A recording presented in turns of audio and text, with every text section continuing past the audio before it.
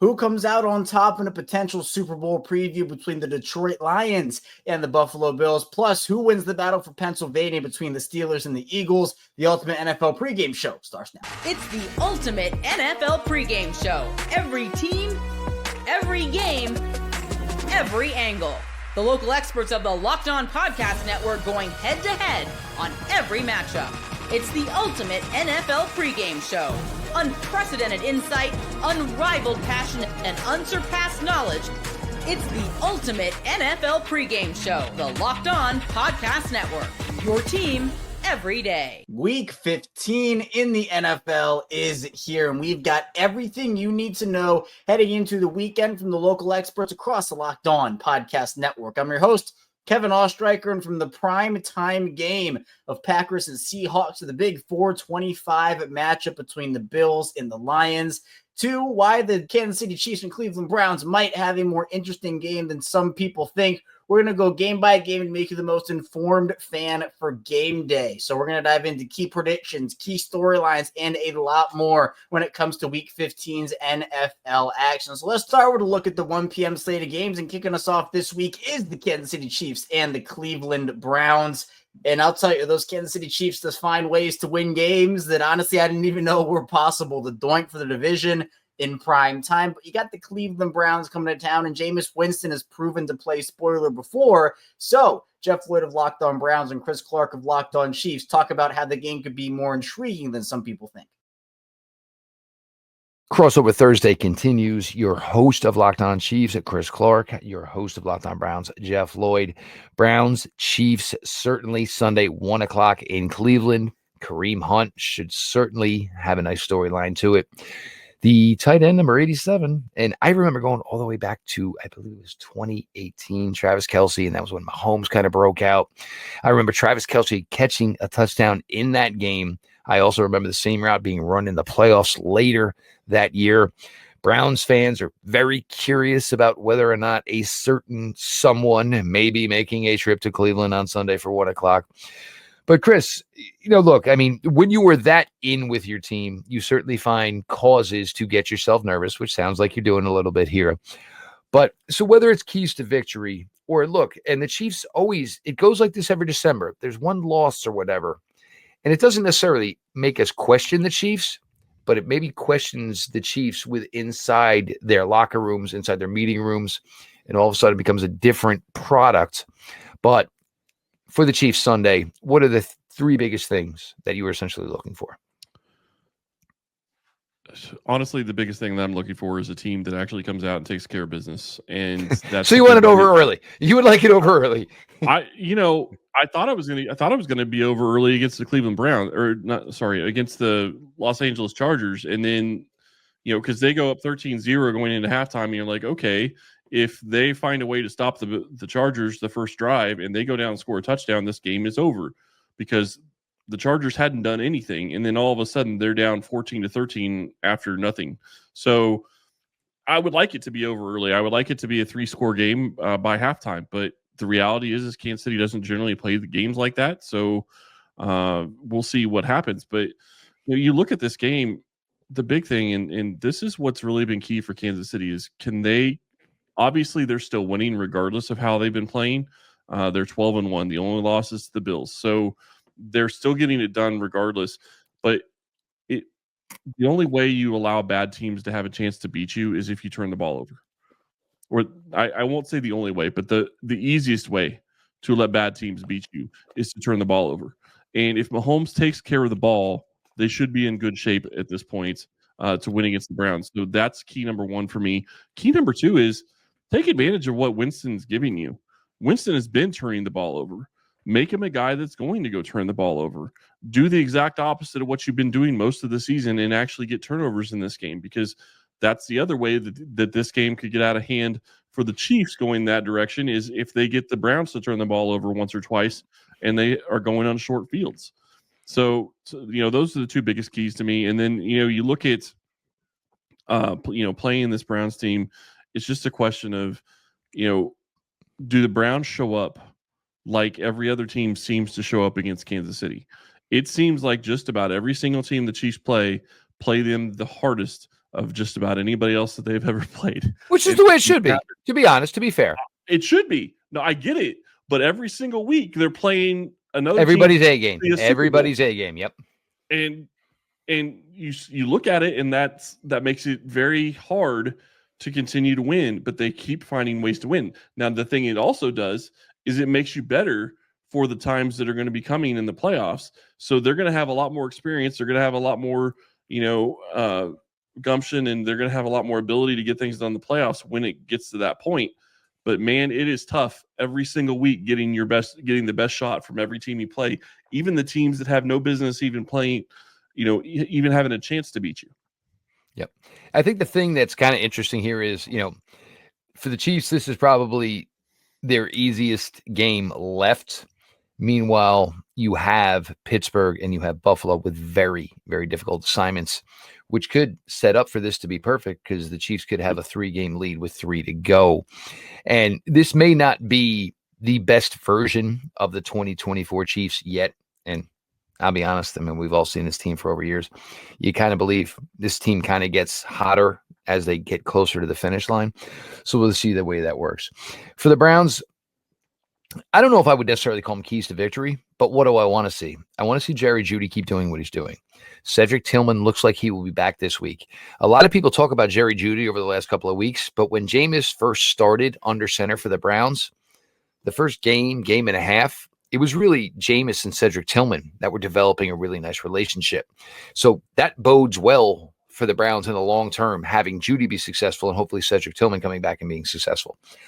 Just once, I'd like to see some semblance of a running game this year.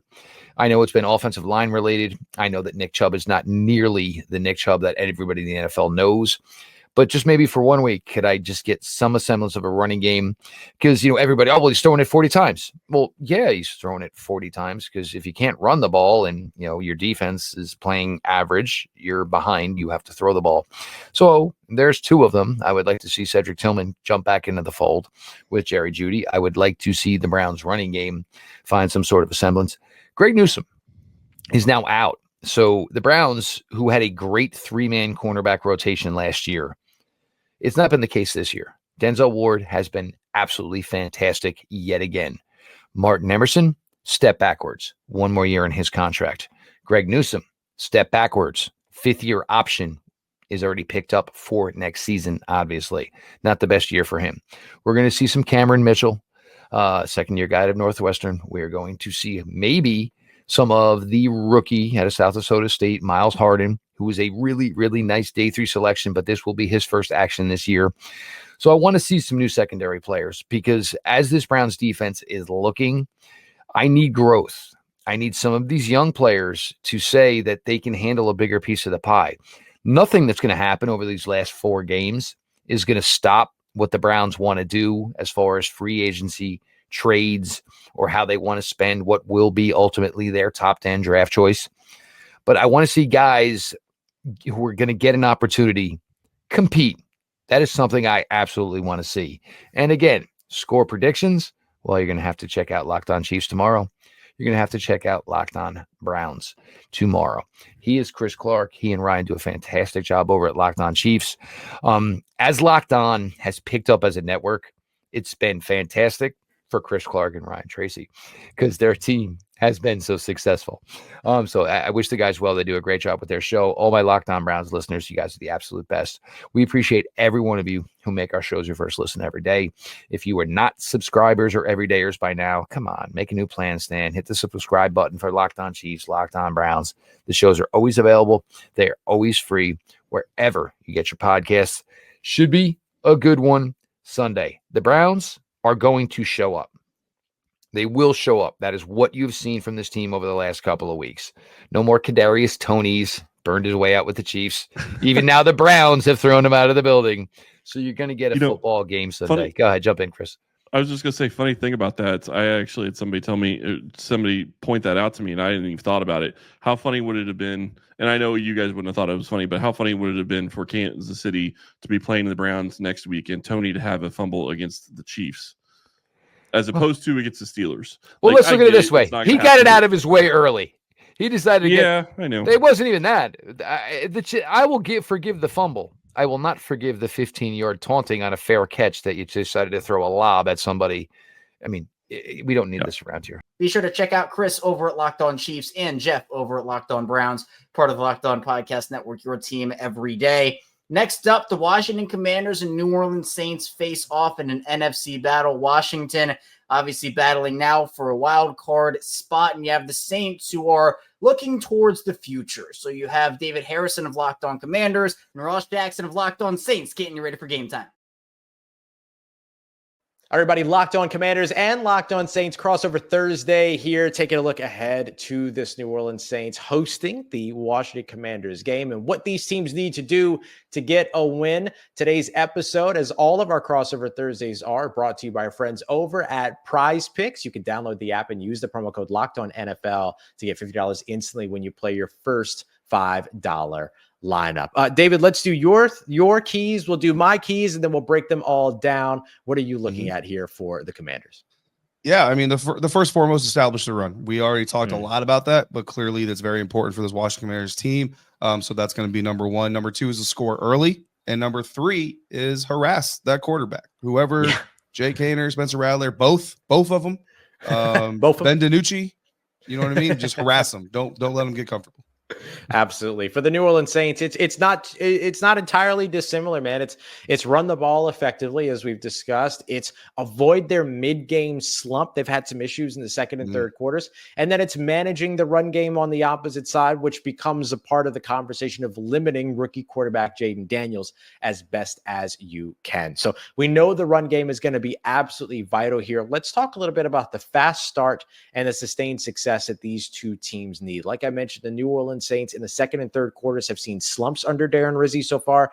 Interim head coach Darren Rizzi has spoken about this during press conferences. I think that's going to be a big focus this week. They talked about kind of keeping the second half going. They even made the second half of practices a little bit more intense. I think the next thing they're going to be doing here is trying to figure out how to make that midsection of practices a little bit more intense as well. Get this team a little bit more conditioned and ready to go to keep it going for not just the first 15 minutes and the last 15 minutes, but everything in between as well. But the Commanders, of course, are looking at fast starts over on their side. I'll tell you what, Ross, what I really like about Coach Rizzi, and again, I don't even know him, right? Like, but just like what I've seen and what I've learned, and from watching your show, I learned a lot too, is like, he's obviously more Dan Campbell than he is Dan Quinn. Yes. But like Dan Campbell, Dan Quinn, Coach Rizzi, like they're all like super aggressive. We're going to kick your butt. Like they're all the same mentality. Just Dan's more of like the kind of the quiet aggressor, whereas Dan Campbell is obviously the super loud. And I really dig what he's doing. And I think the Saints, like you look at, the 3-1, record under this new interim head coach. I think it just kind of goes back to like coaching matters. You know what I mean? Coaching matters. Identity matters. So I don't know what the future holds, but I really like what he's done.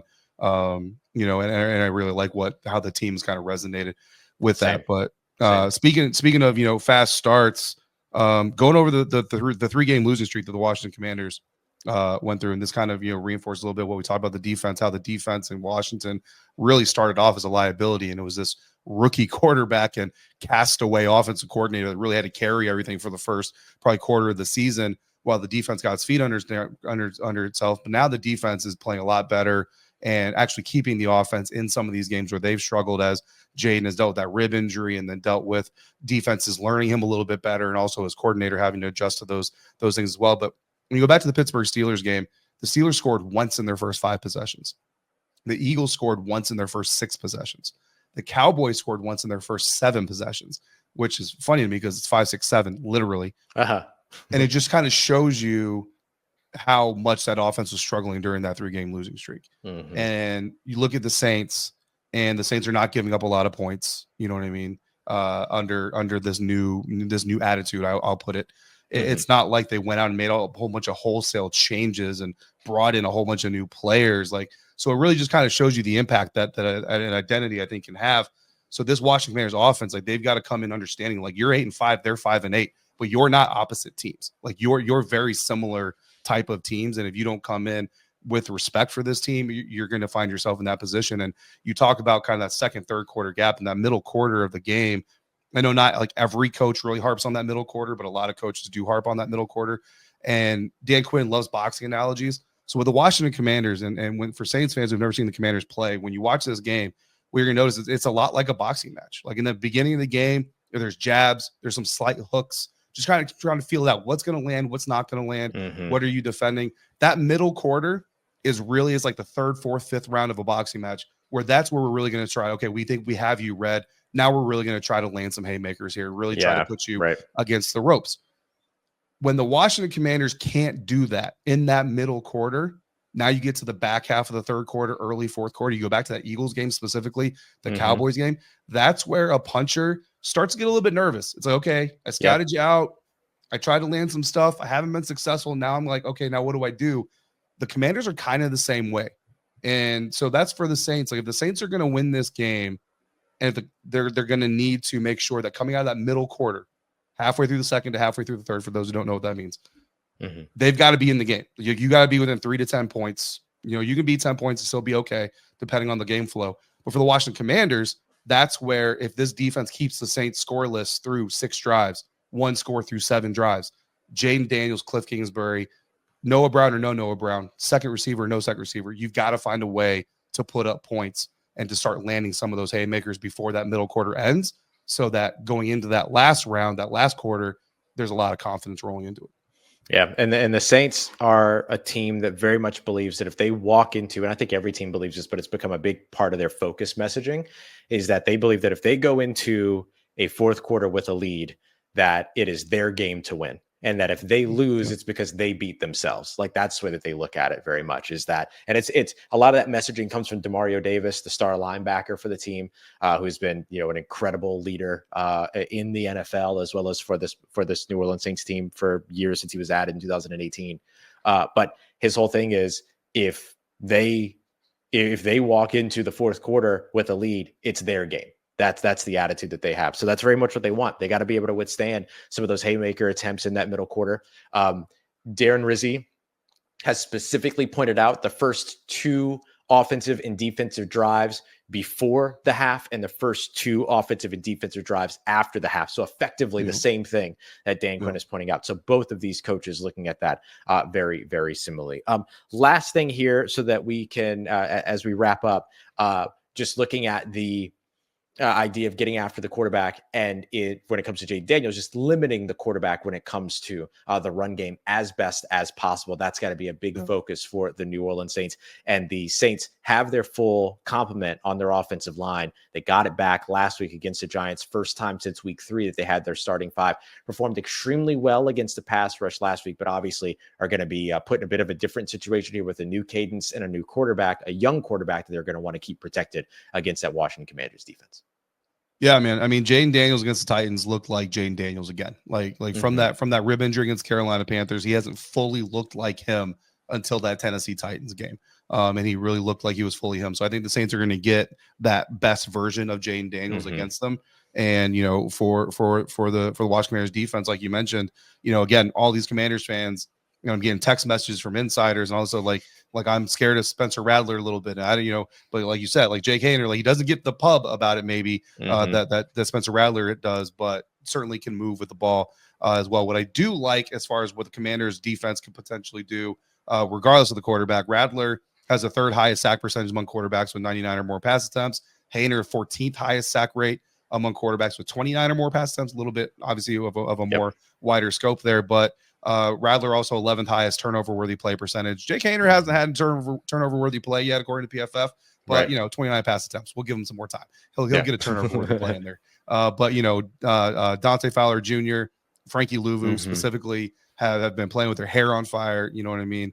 Both those guys are top 10 in the linebacker group in Pro Bowl voting right now for a reason. Part of that reason is Commanders fans are passionate, but they also deserve it. You know what I mean? They're getting after quarterback, and what this defense has shown is they have the ability to get up into the middle of the pocket, force quarterback to commit one way or the other, and then Dante Fowler, Frankie Louvu just waiting to clean that mess up. I'm also really curious, and for Saints fans, if it's something you want to watch as they try to penetrate the middle of that defense, Sheldon Day, veteran defensive tackle, has really made some impact plays, not in the stat box as much, but when you talk about leading to productive plays, Sheldon Day has been big. And then Carl Davis, we'll see if the veteran defense tackle gets called up from the practice squad again, but he's a much better run defender on the defensive line next to rookie Johnny Newton than Fedarian Mathis is. Fedarian Mathis was a healthy scratch against the Tennessee Titans. So I'm really curious to see, because Dan Quinn didn't say it as much, but I can tell you it's because of run defense. Fedarian's not very good against the run. I'm really curious to see if Carl did enough to get called up again, and if Fedarian Mathis again ends up a healthy scratch, because that's going to be, I think, very impactful in this game. Yeah. And then on top of all that, you got Jaden Daniels returning to Louisiana. Yeah. Marshawn Lattimore returning to the Caesar Superdome. Chase Young taking David on Harrison the returning to the David Superdome. Harrison returning to the Superdome as well. And of course, John Ridgway revenge game on the way. Yes. We got it all in John. this matchup. Me too. John. He's a great dude. Check out David over at Locked On Commanders and Ross over at Locked On Saints, part of Locked On Podcast Network, your team every day. The Miami Dolphins and Houston Texans. The Dolphins are hoping to play spoiler to the Texans, who are looking to lock up the AFC South division. Kyle Krabs of Locked On Dolphins and Big Sarge of Locked On Texans talk about key storylines and keys to victory in the game. Sarge, the last question that I had for you before we get to keys to victory is the middle of this Texans defense, which is rated very well, almost universally across the board in yards and turnovers and points and third down. They got a lot of great metrics. But I wanted to know what your anticipation is with Azeez Al-Shaair serving the first game of the 3-game suspension, potentially Christian Harris coming back. I know he was designated for return this week. He has not played this season. But then also Jalen Petrie, who spent a lot of time in the nickel, announced he was going to be out for the rest of the season with a partially torn pec. How do you expect that personnel to shake out, and how does Houston try to navigate some interruptions there with that middle of their defense? On Thursday, we got an opportunity to speak with defensive coordinator Matt Burke about that situation, about Azeez Al-Shaair being out for those 3 games. And I got a chance to personally ask him how much did his injury earlier, because he was out, I think, 2 or 3 games with a knee injury, and Neville Hewitt stepped up. You've seen Henry To'oTo'o step up. Jake Hansen is going to step up. And getting Devin White has really helped this entire linebacker core. And so with the addition of Christian Harris, who once he's activated, we're under the assumption that he's going to be on a snap count, right? And so he's not going to play as much as, one would like to see Christian Harris on the field, especially for the first time with the amount of energy and juice that he has. But having gone through a similar situation of playing without Azeez already has prepared them to be able to be without him for the next 3 games. Now, the biggest loss is Jalen Petrie, because as soon as they moved him this season to that slot corner position, he thrived. He's also very effective in run stoppage. He's like the extra linebacker that you have. He's one of those guys who loves to hit, who loves to tackle, but doesn't mind going out and pass coverage. He's also one of the guys who helped create a lot of turnovers for the Houston Texans. So he's going to be missed in that aspect. But the fact that Jimmy Ward played that same position when he was in San Francisco under DeMeco Ryans, DeMeco knows exactly what he's going to get from him.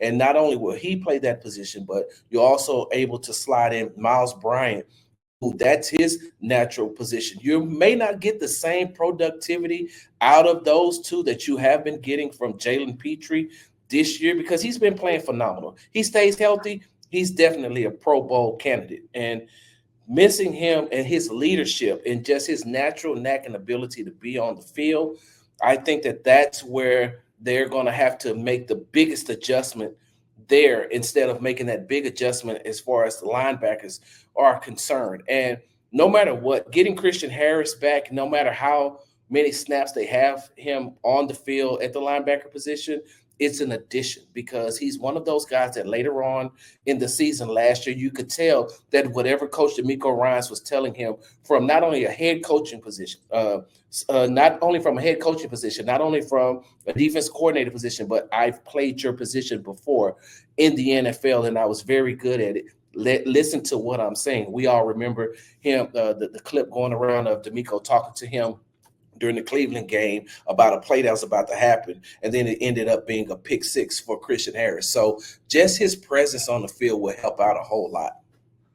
Sarge, let's get into keys to victory here. And I don't think I've got 3. I don't know that any of them will necessarily surprise you because we touched on some of the talking points. It's funny that it came up, but running schemed pass rush at the left guard spot was the first one that I had on my list. The Dolphins, the way that they got pressure on Aaron Rodgers this past week was to run twists with either the end and the tackle or the 2 tackles on the inside where you're running picks. You're trying to create overcommitment with the first slashing player across your face and then loop somebody else around the backside to get that interior pressure in CJ Stroud's face and try to disrupt the timing for CJ Stroud. I think that's a big piece of the puzzle for the Dolphins and their ability to have success. I would love to see this team stay in nickel as much as possible. They played a lot of base against the New York Jets, and it certainly helped with their ability to kind of set the front. But what that did on the back end was it left a lot of extra space and voids for the backs and the tight ends underneath. And when you got backs like Joe Mixon, who can catch the ball and what he's capable of doing is an all-around threat, and Dalton Schultz has proven his resume as a volume player at times throughout the course of his NFL career, and obviously has earned himself a nice contract in Houston after some time in Dallas. Having that extra player on the back end who's an athlete to help properly space the underneath stuff so that if you do successfully speed things up for CJ, you have the numbers underneath that you feel good are going to be able to rally and tackle to the football. And then the last thing that I have is try to create middle of the field communication and breakdowns, whether that's in jet motion, whether that's in shallow crosses underneath and switch releases, whether that's putting Tyreek Hill or Jalen Waddle in the slot and letting them be static in that area and trying to, they on one of their first possessions against the Jets ran a little jerk route over the middle of the field for Waddle where he pulls up like he's running a hitch and then he tears across the middle, across the face of the linebacker, and it goes for 20 yards. Things like that with a lot of these personnel dynamics that we're talking about are the things to me that are the keys to victory. I would love to hear what you think are the 3 keys for the Texans coming home with a win. And it's funny that your last point is the first point for me. We've been talking throughout the week to the coaches and to the players, and I specifically have been asking, starting from the safety position on down, trust your eyes. The Miami Dolphins like to do a lot of motion. They like to do a lot of trickery. They like to use a lot of dummy players going into knowing that player is not going to get the ball, but trying to just see if they can gain any advantage. And so what they have to do, starting with because you got a rookie set and Kalen Bullock, and you have Eric Murray, who's going to switch back and forth with Jimmy Ward as far as the safety position is concerned. They have to trust their eyes starting from the safeties, and then you get to the linebacker position, and even on the defensive line. The defensive, that whole defensive unit has to trust their eyes and don't let all of the motion get caught up in all the motion. Just continue to play disciplined football. The second thing for me is you have to contain A-Chain. You have to contain him, because if you don't, he's one of those players from what I've seen watching him. And, I've been watching him since he was in high school here in Texas and, on the college level. I mean, if he wasn't going to be a football player, he would have been a sprinter. So you have to be able to contain him, but he's also a rhythm type running back that if he can get himself going in the run game, he's definitely going to get himself going in the passing game, because now he has defense off balance. So what the linebackers are going to have to do, and that's where they're going to miss Azeez, because he is one of the best pass coverage, the best run stopper pass coverage linebacker that the Houston Texans have. They're going to miss that part. And the third thing that I have 3 and 3A real quickly. 3, pressure Tua, and I know that he has that stat where how fast he got the ball out of his hands last week against the Jets in 2.5 seconds. I think that I wrote that down. I think he had like 257 yards passing and a touchdown, 72.7% completion percentage in 2.5 seconds or less. Well, with that being said, he has to open up his front side. And I don't think that he's played against a defensive line like the Houston Texans, especially those edge rushers. He has to, if he's opening up on the front side with Daniil coming on one side, you still have to worry about Will coming from your backside. And I think that just that hesitation will help the Houston Texans because he's going to have to look both ways because he doesn't know which one of these guys are getting the best of the tackles. And so that's 3. Put pressure on Tua, make him make mistakes. And 3A, you just need CJ and Nico to play catch. Because if they start playing catch with each other, if they get into a rhythm, it opens it up for Tank. It opens it up for Dalton. It opens it up for Joe Mixon. It opens it up for John Mechie, who they're going to use a lot more this week against the Miami Dolphins. And they know that the Miami Dolphins coming in here, they're 4-1 in their last 5 games. They know that if they get over this hump of beating the Texans, then who do they have left? I think the 49ers, the Browns, and then the Jets. And so that's 3 teams under 500. So the Texans know what they're up against. And so those are my keys to victory. Be sure you check out Big Sarge over at Locked On Texans and Kyle over at Locked On Dolphins, part of Locked On Podcast Network, your team every day. The Baltimore Ravens are coming off their bye week, but they are looking to make a statement against the New York Football Giants. It's been a tough year for the Giants, and they're probably looking more towards March, April, and May in the offseason than they are to this December game against Baltimore. So what you have here is me, Kevin IceShaker, the host of Locked On Ravens, and Patricia Traina, the host of Locked On Giants, getting you ready for what could be a blowout on Sunday. All right, everybody, welcome back to Crossover Thursday, Locked On Giants, Locked On Ravens. I'm Patricia Traina of Locked On Giants. He is Kevin IceShaker of Locked On Ravens. And this episode of Crossover Thursday is brought to you by our friends at Prize Picks. And Kevin, let's talk about the keys to the game. I'm going to start with the Ravens since you guys are the visitors. Yeah, I think first of all, Patricia, the Ravens have to show up. They have to show up and be ready to play. And Kyle Hamilton talked about that on Wednesday. And Lamar Jackson, John Harbaugh, everybody's making a big deal about not looking too far ahead. These are professional football players on the New York Giants, and you can't overlook any team. Yes, the Giants are banged up. Yes, they haven't had the year that maybe they had hoped. But any team can beat you in the National Football League if you do not show up and take a team seriously. And Baltimore's fallen into that trap too many times over the course of really however far you want to go back. So for Baltimore, it's just about being locked in and understanding that this is an important game. And while it might not be the most important game remaining on their schedule, if you lose this game, Lamar Jackson, crazily enough, the big conversation point, and this is why, Patricia, I'm so sad the Giants cut Daniel Jones, is because he was one of the quarterbacks in the NFC who had managed to beat Lamar Jackson. And now we're not going to get that Lamar Jackson versus Daniel Jones game again. But just because there's no Daniel Jones, just because it's going to be Tommy DeVito, just because the Giants have all these injuries, you have to be able to show up. Second part, we talked about the Ravens run game. I know, Patricia, you expressed the concern about it.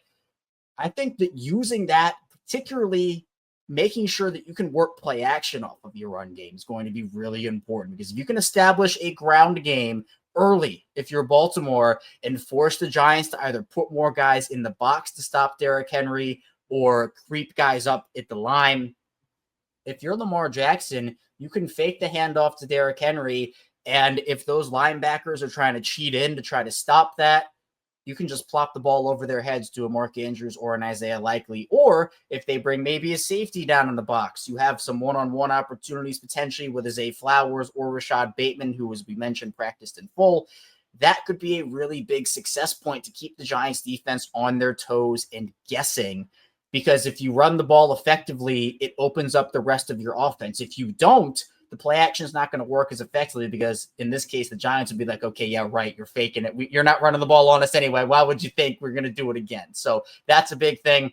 And number 3, I kind of hinted at it and I talked about it. It is shut down Malik Neighbors. He is banged up, but he's still a heck of a player and one of the bright young talents at the position in this league. And for Baltimore, who, as we talked about, has struggled sometimes against defending that top premier option on a team, the game plan should be simple. It's shut down Malik Neighbors and let somebody else beat you. If someone else goes out there and goes 6 for 150 and 2 scores, you live with that because it's not Malik Neighbors, because you understand what Malik Neighbors can do to your defense. So the Ravens aren't necessarily in the business of shadowing. They don't play matchups like that per se, but for Malik Neighbors, I'd expect them to try to throw some different things his way and hopefully shut him down, because I don't think necessarily there's stopping him, but I think if you can stop this Giants offense, that's going to involve shutting him down as best you can.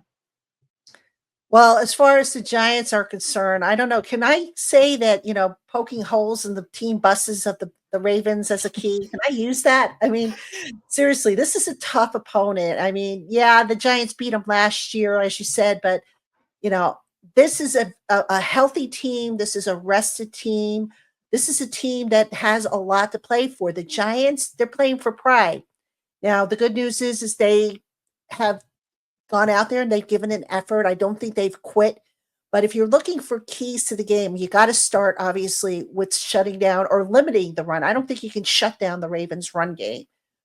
Derrick Henry's going to get yards. The key is to not let him get, scores and scores of yards. And with that, also try to keep Lamar Jackson in check there. I think they'll probably assign a spy to him, I would think. But you know what? The Giants' defensive secondary, you were mentioning the safeties and whatnot, they've got some injuries as well. They just put Tyler Nubin, their second-round draft pick, starting safety. He's on IR. So we're looking at a duo of Dane Belton and Jason Pinnock. I suspect we'll probably see Isaiah Simmons get some snaps, maybe as a spy on Lamar Jackson, just to kind of keep him in check.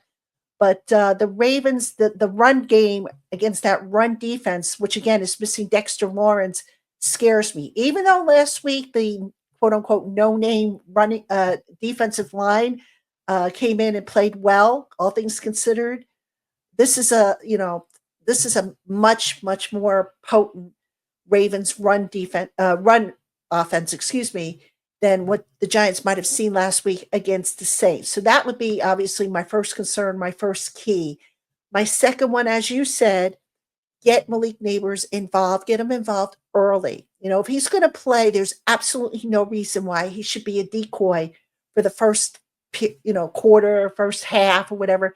Get him involved early, test that defense, especially if the Giants can get, the protection for Tommy DeVito. DeVito can, he doesn't have this as strong of an arm as maybe Drew Lock does, but give him an opportunity to get the ball in Malik Neighbors' hands. Let him get the ball down the field. See if you can't break open some plays and maybe generate some excitement. Get those chunk plays that have been missing to the for the offense. And then this is so elementary, but I have to bring it up. Play a clean game. The last 2 weeks, the Giants have racked up 25 penalties. You're not going to win if you're racking up 25 penalties. So that's 13 against Dallas. And then they had, I think, 12 last week. You're not going to win games like that. Okay. So you have to, you have to clean that stuff up, because it just seemed like every time the Giants would get something started, they'd have a penalty and then they'd be pushed back. You can't have that. And I'm going to throw in one more thing for you, Kevin, because this has been a sticking point for me. Special teams, not so special. Whether it's a blocked field goal, whether it's a penalty that's called back a touchdown return, whatever the case may be, it just seems like there's a different mistake every single week by the Giants special teams. And they're killing this team. They're killing the momentum. They're killing the field position. It's got to stop. So I know that's asking a lot, given that the Giants have a makeshift team here. But if they can do some of this stuff, maybe they keep it closer. Maybe those, that 16.5 point spread, maybe it just, it won't come to fruition. For more Ravens coverage, find me over at Locked On Ravens. And for more Giants coverage, find Patricia over at Locked On Giants, part of the Locked On Podcast Network, your team every day. Coming up in the second part of the show, we'll round out the 1 p.m. slate of games. So be sure to stay tuned. We'll be right back here on the Ultimate NFL Pregame Show. First, the show is brought to you by Omaha Steaks. Nothing delivers comfort and joy quite like the unrivaled quality and taste of Omaha Steaks. It's guaranteed perfection in every single bite, and right now you can save on unforgettable gifts with 50% off site-wide at omahasteaks.com. Plus, score an extra $30 off with promo code NFL. With 5 generations of experience, they consistently deliver the world's best steak experience, and the gifting experts at Omaha Steaks have made it easy to deliver the perfect gift with thoughtfully curated gift packages featuring gourmet favorites. From legendary steaks to mouth-watering desserts and more, save 50% off site-wide for a limited time at omahasteaks.com. Plus, our listeners get an extra $30 off with promo code NFL. That's 50% off at omahasteaks.com and an extra $30 off with promo code NFL. Minimum purchase may apply. We're back for our second segment here on the Ultimate NFL Pregame Show. Kevin Oestreicher still talking with you. Dove into the first part of the 1 p.m. slate. Let's round that out now. Starting off with the Dallas Cowboys and Carolina Panthers. Bryce Young has made the Panthers fun again, and the Cowboys not as fun. But I think Bryce Young being in the equation here makes it a matchup that's intriguing. So Marcus Mosher of Locked On Cowboys and Julian Council of Locked On Panthers take you through how Bryce Young maybe going to have a big day against this Dallas defense. Right back here on this Locked On NFL Crossover Thursday edition of Locked On Panthers and Locked On Cowboys. Crossover Thursday is presented by our friends over at PrizePicks. Download the app and use code Locked On NFL to win $50 instantly when you play $5. I'm Julian Council, host of Locked On Panthers, and he is Marcus Mosher, the host of Locked On Cowboys. 5-8 Cowboys. Not yet. 5-10 eventually. Yeah, not yet. Jumping the shark there. 5-8 Cowboys versus 3-10 Panthers on Sunday. The Panthers are 2.5-point favorites. I still cannot believe my eyes. It's been a long time since I've seen the Panthers favored in a game. And Canales was actually asked about this on Wednesday. He says he does not try to look at that stuff, but he understands Vegas is pretty good about it. And he did kind of chuckle at the fact that Carolina is favored in this game. But Dallas still wants to find a way to win strong. Mike McCarthy wants to keep his job. Wants to point to the injuries, some of the other issues to why he should get another chance in 2025. What 3 things, Marcus, must Mike McCarthy and the Cowboys do to win this game and potentially keep him here in 2025? So before we get to that, I want to ask you a question because please. I think for the Cowboy fans, I think 50% of their fan base was hoping they would lose to the Bengals last week. The other 50% were just holding out hope that they could maybe go on a run. I think now that they're 5-8, I think 90% of the fan base is hoping they lose and get a top 6 or 7 pick. What about for the Panthers fans? Are they like just in the mode like, hey, let's win games? We haven't won that many. Or do you think they want a top 5 pick? I think they want a top 5 pick just based off of the few people I heard. And I like my friends group chat, because I grew up here in Charlotte. So I got plenty of friends who are Panther fans. Our weekly group chat, I think most people are like, great, Bryce looks good, and the team lost. So top 5 pick. And I've come out and said, Carolina's been getting top 10, top 5 picks for the last couple of years, and that has not resulted in any winning. And a lot of those guys drafted high are no longer here. Yes. So it would be nice once in a while to actually win these games. Enjoy a win. Yeah. Be 6-7, have a chance to maybe win the division, and have your quarterback look like he could be the future. I would prefer that. Now, it's different. We got to sit here and talk about this every single day, and it's far more enjoyable to talk about a winning team. For me, I started doing this in 2021. I have not talked about very good teams at all. There's been like a very small window back in the end of 2022 season with Steve Wilkes that were actually fun during the season here in Carolina. So I would prefer to see them win, but I know most people would like to see a top 5 pick, as they do have glaring needs on the other side of the ball defensively, especially when it comes like edge rush, defensive line. That could be, fixed with Abdul Carter out of Penn State or Mason Graham out of Michigan, potentially. Those are names that Cowboy fans will know from doing 5 million mock drafts of Pro Football Focus. For the Cowboys to win this game, it's going to be, they got to win it on their ground. You can't let Cooper Rush get back there and throw the ball 40 times.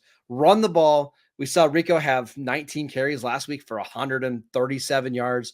If they can run the ball in this game, stay balanced, they're going to have a chance. And then on the flip side, stop Chuba Hubbard. Like, make this a drop-back passing game for Bryce Young. Mike Zimmer is one of the best defensive coordinators in the league at showing pressure and confusing young quarterbacks. So if they can get Bryce Young into some of these long third down situations where they can send 6 guys and drop a couple in coverage, I think they'll be okay. And then don't make mental mistakes. The Cowboys beat the Bengals last week if they don't make an unforced error on a punt block. If they just let the ball go and they let it run out of bounds, the Cowboys are beating the Bengals, and they're 6-7 with a real chance of making the playoffs.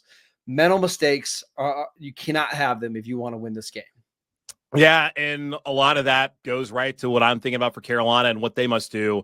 I mean, I don't feel like they're going to stop the run game. They are far and away the worst run defense team in the NFL. They've given up more yards on the ground this year than they gave up last year. Yeah. And there are still 4 more games left to play, Marcus, which is insane. But they've been successful, especially when handing the ball off to Chuba Hubbard on the ground. Jonathan Brooks out for the rest of the season after tearing his ACL in his right knee for the second time in 13 months. Just a devastating injury for him, and one that's going to have ramifications for Carolina heading into the offseason as they got to figure out what they're going to do at running back behind Hubbard in 2025. They can run on this Dallas team. A lot of teams have, as Dallas is the 3rd worst rush defense in the NFL, the 27th in rushing yards per attempt given up. Carolina may not be the best when you look at it as a team. They're only 22nd in rushing, 15th in yards per attempt, but Hubbard is 6th in the NFL in rushing yards, has over 1,000 yards first time in his career, and is 3rd in rushing success rate among running backs with at least 200 carries. So he's been good all year long. So they can run on this Dallas team. And, you know, if you can find a way to bottle up Rico Dowdle and this Cowboys rushing attack, maybe start pinning your ears back in after Cooper Rush. And somehow Carolina's found a way to get after the passer the last 3 weeks. 13 sacks, Marcus, the last 3 games. The first 10 games, they had 12. Now, they're still not one of the best pass rushing teams in the NFL in terms of actually getting home, as they're only 28th in the league in sacks, but they've been getting home. And pressure, I think, is greater than sacks, as it typically leads to turnovers. But if you can get home and you can cause turnovers, that can help you win this game, especially when you talk about mental mistakes, not turning the ball over from Dallas' perspective. And then the final one for me is like what I said last week as well.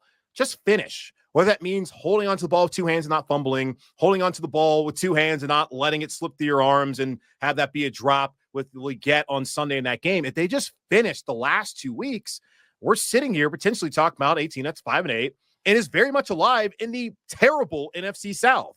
Or you're looking at a team that's 6-7 and tied for first place with Tampa and Atlanta. And again, the terrible NFC South. They have let some games slip away from them. Now they still have a lot to fix this offseason, but this has not been the Panthers team we saw that got blown out 47-10 against New Orleans, or 26-3 at home against the Chargers, 36-10 to the Bears, 47 to, what was it, 47-10, or is it 40-7, whatever it was against the Commanders. They've been competitive. They've been right there. They've been close. So close doesn't cut it, man. You got to win these games. I think they have an opportunity in the last 4 games to potentially, triple or win total from a year ago, which would be getting to 6 wins. We might see like 60 rushing attempts combined in this game, which would be great for us. We'd be done by about 3:30 Eastern time. But I fully expect this to be one of those games where the clock is running a lot, because I think both teams want to try to establish the run. And it makes sense for both of them to do that. Yeah, I think it should be a competitive, entertaining game for sure. And Carolina's perspective, and you talk about this as well, just being a fan of the game and seeing what Bryce Young's doing, like that has got a lot of people excited about what next year could look like. I still think they have a long way to go to have any sort of talk about the P word, especially considering they have not been able to win enough games the last couple of years, really feel that way heading into 2025. But they certainly, I think a lot of fans should be encouraged by what they've seen. And with Dallas, but they're never going to be bad for too long, because Jerry's not going to let that happen. And you have Dak Prescott, who will be back eventually. Yep. And I know Cowboy fans are hard on Dak. Well, look at where you are again with Dak not out there on the field, not winning games. Not great. Yeah. I'm just glad we don't have Andy Dalton versus Cooper Rush. This is much more exciting that Bryce Young is playing. Marcus has it covered with Cowboys content over at Locked On Cowboys, and Julian has it covered with Panthers coverage over at Locked On Panthers, part of the Locked On Podcast Network, your team every single day. Next up on the docket, the Cincinnati Bengals and Tennessee Titans face off. Obviously, connections galore. Brian Callahan, the head coach of the Titans, being the Bengals offensive coordinator before he got that job. Jake Lisco and James Rapine of Locked On Bengals, Tyler Rowland of Locked On Titans take you through how the Bengals have those slim playoff hopes that they could maybe keep alive. All right, fellas, Locked On Titans, Locked On Bengals, crossover Thursday. It's week 15. We've talked Titans, we've talked Bengals, but now we need to actually focus on how to win this football game for both of these teams. We'll do some keys to victory. What are you guys looking for in this matchup to make sure that the Bengals get another win? 3 things that stand out more than the rest, I would say, and we'll list them quickly here, and then we can go past them and break them down a little bit. But you got to protect Joe, and that's going to probably be the case every single week. We know the Bengals are going to throw the ball a ton on Sunday. And so protecting number 9 is super crucial. I mentioned chaos early in the show. This Bengals defense hasn't created enough chaos. They need to take advantage of Will Levis in this offense that's been up and down this year. You mentioned the offensive line issues. And then number 3, well, if the Titans stink on special teams, the Bengals took advantage of a huge special teams blunder against the Cowboys. And there was a lot of luck involved there, but maybe take advantage of that third phase and win that third phase. So for the first time, I think this year, keys to victory. How about you dominate Colt Anderson in that special teams unit for the Titans? So I think those would be the 3 things in the 3 ways, the most important ways I would say that the Bengals could win this game. Incidentally, I think this is a couple of weeks in the last several that we've talked about special teams in some capacity, that we've talked about kicking.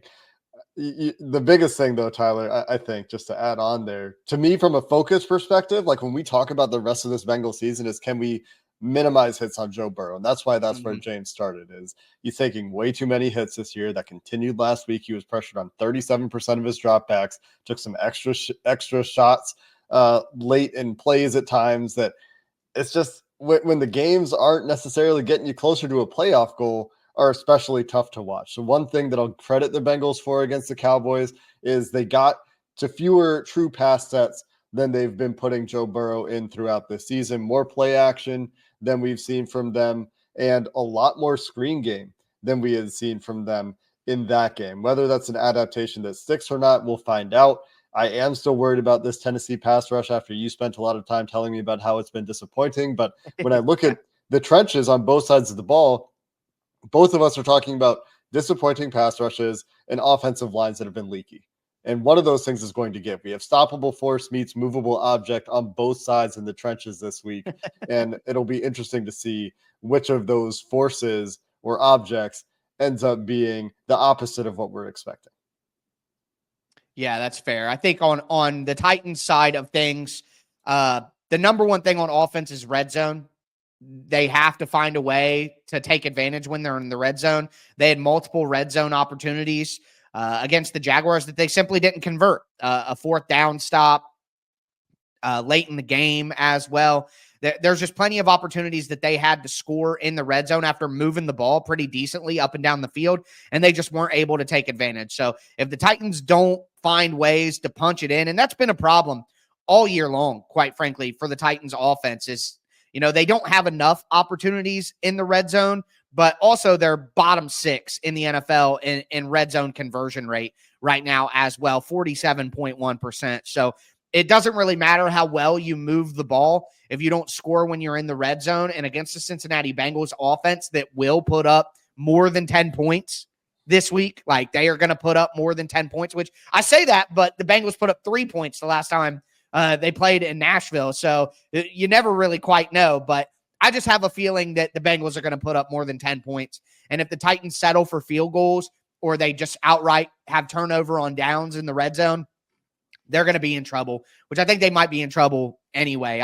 I felt pretty good about the Titans being able to compete in this game and win this game, honestly, a couple of weeks ago. But after that performance against Jacksonville has just completely sapped any confidence I had in this team. On the defensive side of the ball, you got to get pressure on Joe Burrow. You just have to, because you could sit here and say, stop Jamar Chase. Okay, and then T. Higgins probably going to go crazy. You'd stop T. Higgins, Jamar Chase probably go for 200 yards. So for me, the only way to eliminate that as an issue is just to get to Joe Burrow early and often and not let him throw the ball, not let him get it out of his hands. Because I just have a hard time thinking that Cheeto or Jarvis Brownlee Jr. or Roger McCreary or Darrell Baker Jr., these guys can't cover Jamar Chase. So if you let Joe Burrow get the ball out of his hands, it's going to be trouble. So I think the Titans need to consider blitzing. I know you're playing a dangerous game with an intelligent quarterback like Joe Burrow, but if you just sit back and give him time, he's going to pick you apart anyway. So at least be the aggressor, bring it to his doorstep and try. I think the final thing for me is this team needs to come out and play for their coach. Like it's not even scheme. It's not, Bengals have a bad rushing defense, so run the ball. It's the Titans need to play for their coach. I know this isn't a revenge game because there's nothing to be mad about with Brian Callahan, but it's an emotional game is what I'll call it. it'll be extra emotional for Brian Callahan to see all his former coworkers across the board. You have a guy like Cheeto in there. You have a guy like Tyler Boyd in there. There are connections, and not even to mention all the games that these teams have played against each other in the past few years. The playoff game, the game in Cincinnati, even before that, where Tyler Boyd catches the game-winning touchdown pass, and the crazy wind, which I was there, is a terrible game. These teams have played very physical, intense matchups against each other. And if the Titans don't come out and match that and even play with a little extra for their coach to get this win for Brian Callahan, I'm going to be incredibly disappointed. So they need to come out ready to play and give their best effort of the season, along with all the actual football stuff.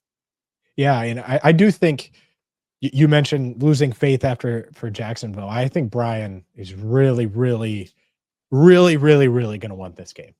Yes, not that I agree. The Bengals don't either, but like I do think that there's that no one really outside of maybe Zach Taylor knows Joe as well as Brian. So I think that dynamic is quite interesting as well, because I'm sure he's impressed with Joe at the same time, knows how to potentially affect him. Yeah, one of the keys you talked about, Tyler, that stood out to me, getting the pressure to Joe Burrow. It's not enough to get that pressure there. It's also like, don't let him escape through the B gap. And he talked specifically about that. It's not only get pressure, but don't give him escape routes, because you talked earlier in the show about this too. His pocket management this year has been exceptional and has taken a real step from something that I thought was already good. And this year has been part of his toolkit that has truly separated him from many of the QBs in the NFL. And quite honestly, the Titans have had a lot of struggles with getting pressure on the quarterback and then getting them on the ground. Like that, there are multiple games this year where they have had 6 or 7 almost sacks, where they literally get contact with the quarterback and he doesn't. They made Sam Darnold look like Mike Vick the way he was escaping pressure in the pocket, and they couldn't get him down. It's incredibly disappointing, and it's one of those things where there's no like technique thing or something. Like, you just got to get it done. You know what I mean? And they haven't been able to do that. So that'll certainly be not just getting the pressure for sure, but converting that pressure into sacks will be critical. But obviously, connections between these two franchises will make for an emotional matchup. Be sure to check out Jake and James over at Locked On Bengals and Tyler over at Locked On Titans, part of Locked On Podcast Network, your team every day. Finally, last game on the 1 p.m. slate, the New York Jets take on the Jacksonville Jaguars, two franchises that have just been disappointing this season. John Butchko of Locked On Jets, Tony Wiggins of Locked On Jaguars. Get you ready for what could be an interesting game. All right. Thank you for joining us once again here on our Thursday crossovers. Crossover is sponsored and presented by Prize Picks. Download the app and use the code LOCKEDONNFL to win $50 instantly when you play $5. Got my man John Butchko of Locked On Jets here. Tony Wiggins here with Locked On Jags. Believe it or not, somebody's going to win and somebody's going to lose. Unless it ends in a tie, and that would be even funnier to me and Butchko, because we always get together around Christmas, and that'll be a nice little Christmas present, right? But I don't think that's what's going to happen. I think the Jets are going to win, and I think the Jets are going to win simply because of the fact that, Aaron Rodgers doesn't want to just go out as a total loser, does he? And lose to this team this Sunday? Nah, I think they actually have too much firepower. Aaron Rodgers, along with the receivers and then the running backs that they have, Garrett Wilson, of course, Devontae Adams, we talked about him. Breece Holmes, I just think they have too many weapons, and the Jaguars with Mac Jones at quarterback have not been able to play really good offensively. And Quincy Williams, if Quincy Williams is healthy, which I think he is, Quincy Williams, he got let go out of here because they said he didn't fit, and then he turned into an all-pro. I think Quincy Williams is going to come in here and try to have a big game this Sunday. You know, it's interesting, Tony, because I have like the opposite perspective. Like all week on Locked On Jets, I've been talking about how our friends at FanDuel have the Jets favored, and I'm like, really? Jets are favored? Like, how can you favor the Jets in any game, much less a road game? Right. I think it's an interesting contest. I think like this time of year too, it's like the question. It's always a big debate in the Jets fan base. Maybe it is in the Jaguars fan base. Do you want to win? Because do you want to win games, or do you want to like lose and get the higher draft pick? And you know what? I'm glad you said that, because that actually happened 4 years ago with Trevor Lawrence and Zach Wilson. The Jets were going to get the number one pick. Was it the Jets? Somebody, I can't remember who won. I think Frank Gore did something because he turned out to be a hero. He got a first down that secured a win, and we started thanking the Jet people. And then the Jet media guys start talking about Jacksonville as a city, saying Trevor ain't going to like it there. So for a couple of years, we were on Zach Wilson watch, and y'all were on Trevor Lawrence watch up there with the Jets. Yeah, that was we were right. Frank Gore made the catch. It was a game against the Rams. He made the catch to seal the game, and like this was like classic Adam Gase, because Adam Gase was the Jets head coach, and the Jets built their offense around Frank Gore that year, who was 37 years old. I mean, he was the go-to guy on offense, which was crazy because Frank Gore's a great player, but he was well past his prime at this point. But he was a guy who was maybe like a couple carries a game. He was like a guy in the locker room for leadership if you want to have him around. So Adam Gase is taking nonstop criticism. Frank Gore makes the catch to seal the win to get them to 1-13, and Adam Gase is like pounding his chest at the press conference. He goes, "I guess it was pretty smart to have a future Hall of Famer on the roster." He's dunking on everybody because Frank Gore makes the play to get him to 1-13. The other thing about that game was the Jets blew a big lead, and the punter Braden Mann made a touchdown saving tackle that on a return that would have won the game for the Rams. So for years, people have talked about the punter like costing the Jets Trevor Lawrence. Man, that's wild, man. And now Trevor's not here. Zach Wilson is backup quarterback in Denver, I believe. Trevor's out injured. And we got 49-year-old Aaron Rodgers, and I'm kind of like joking coming in here. It's a chance for people to see a Hall of Famer. I saw Dan Marino play his last game. I don't know if this is Aaron Rodgers' last season, but I saw Dan Marino play his last game right here. And I always kind of held that. I mean, he got sent out of here with 62-7, but I don't think that's going to happen this weekend with the Jets. The Jaguars are wearing their nostalgic throwback jerseys that they love so much. The last time they wore them, they won. So it'll be a good sign if they could get away with that. But I really don't believe with the way this team is playing. I honestly think you have to score at least 17 points, and I don't think the Jaguars can do it unless they get a defensive turnover or a defensive touchdown. I just don't think that they can get to 17 with the way that this team is played. Yeah, I think with the Jets, it depends on which Aaron Rodgers shows up, because the Aaron Rodgers showed up against Miami. It's a completely different quarterback we've seen for most of the season. Rodgers has, for much of the years, looked like a guy who's been afraid to get hit. It's been like, as soon as he gets the ball, just get it out to the first receiver he can. Whenever he hears like an echo of footsteps from a defensive pass rusher, he'll just dump the ball off as quick as he can. Last week was really the first time all year it felt like he trusted his protection, and maybe it's just because Miami's pass rush isn't very dynamic. I mean, they really did not get to him all that often. He actually looked down the field. He actually was able to hit some big plays in the passing game and stand in the pocket. And that version of Aaron Rodgers could have a big week. He could, put enough points on the board. But if we get the Aaron Rodgers we've seen most of the year, who doesn't trust the pass rush, who's afraid of taking hits, and not unjustifiably afraid of taking hits, because he's been banged up. When he's taken hits this year, the 41-year-old body has not responded. He's been on the injury report a lot. He's dealt with an ankle injury, a knee injury, a hamstring injury. He's played through it, but he's clearly been compromised. If we get the Aaron Rodgers of last week, it could be a big game for the Jets offense. The question is, will it be the Aaron Rodgers of week 14 or the Aaron Rodgers of week 1 through 13? It's a good question. I'm glad you described it that way, because when I watch him play, I just see a dude that is hell-bent on proving that he can find a hot read.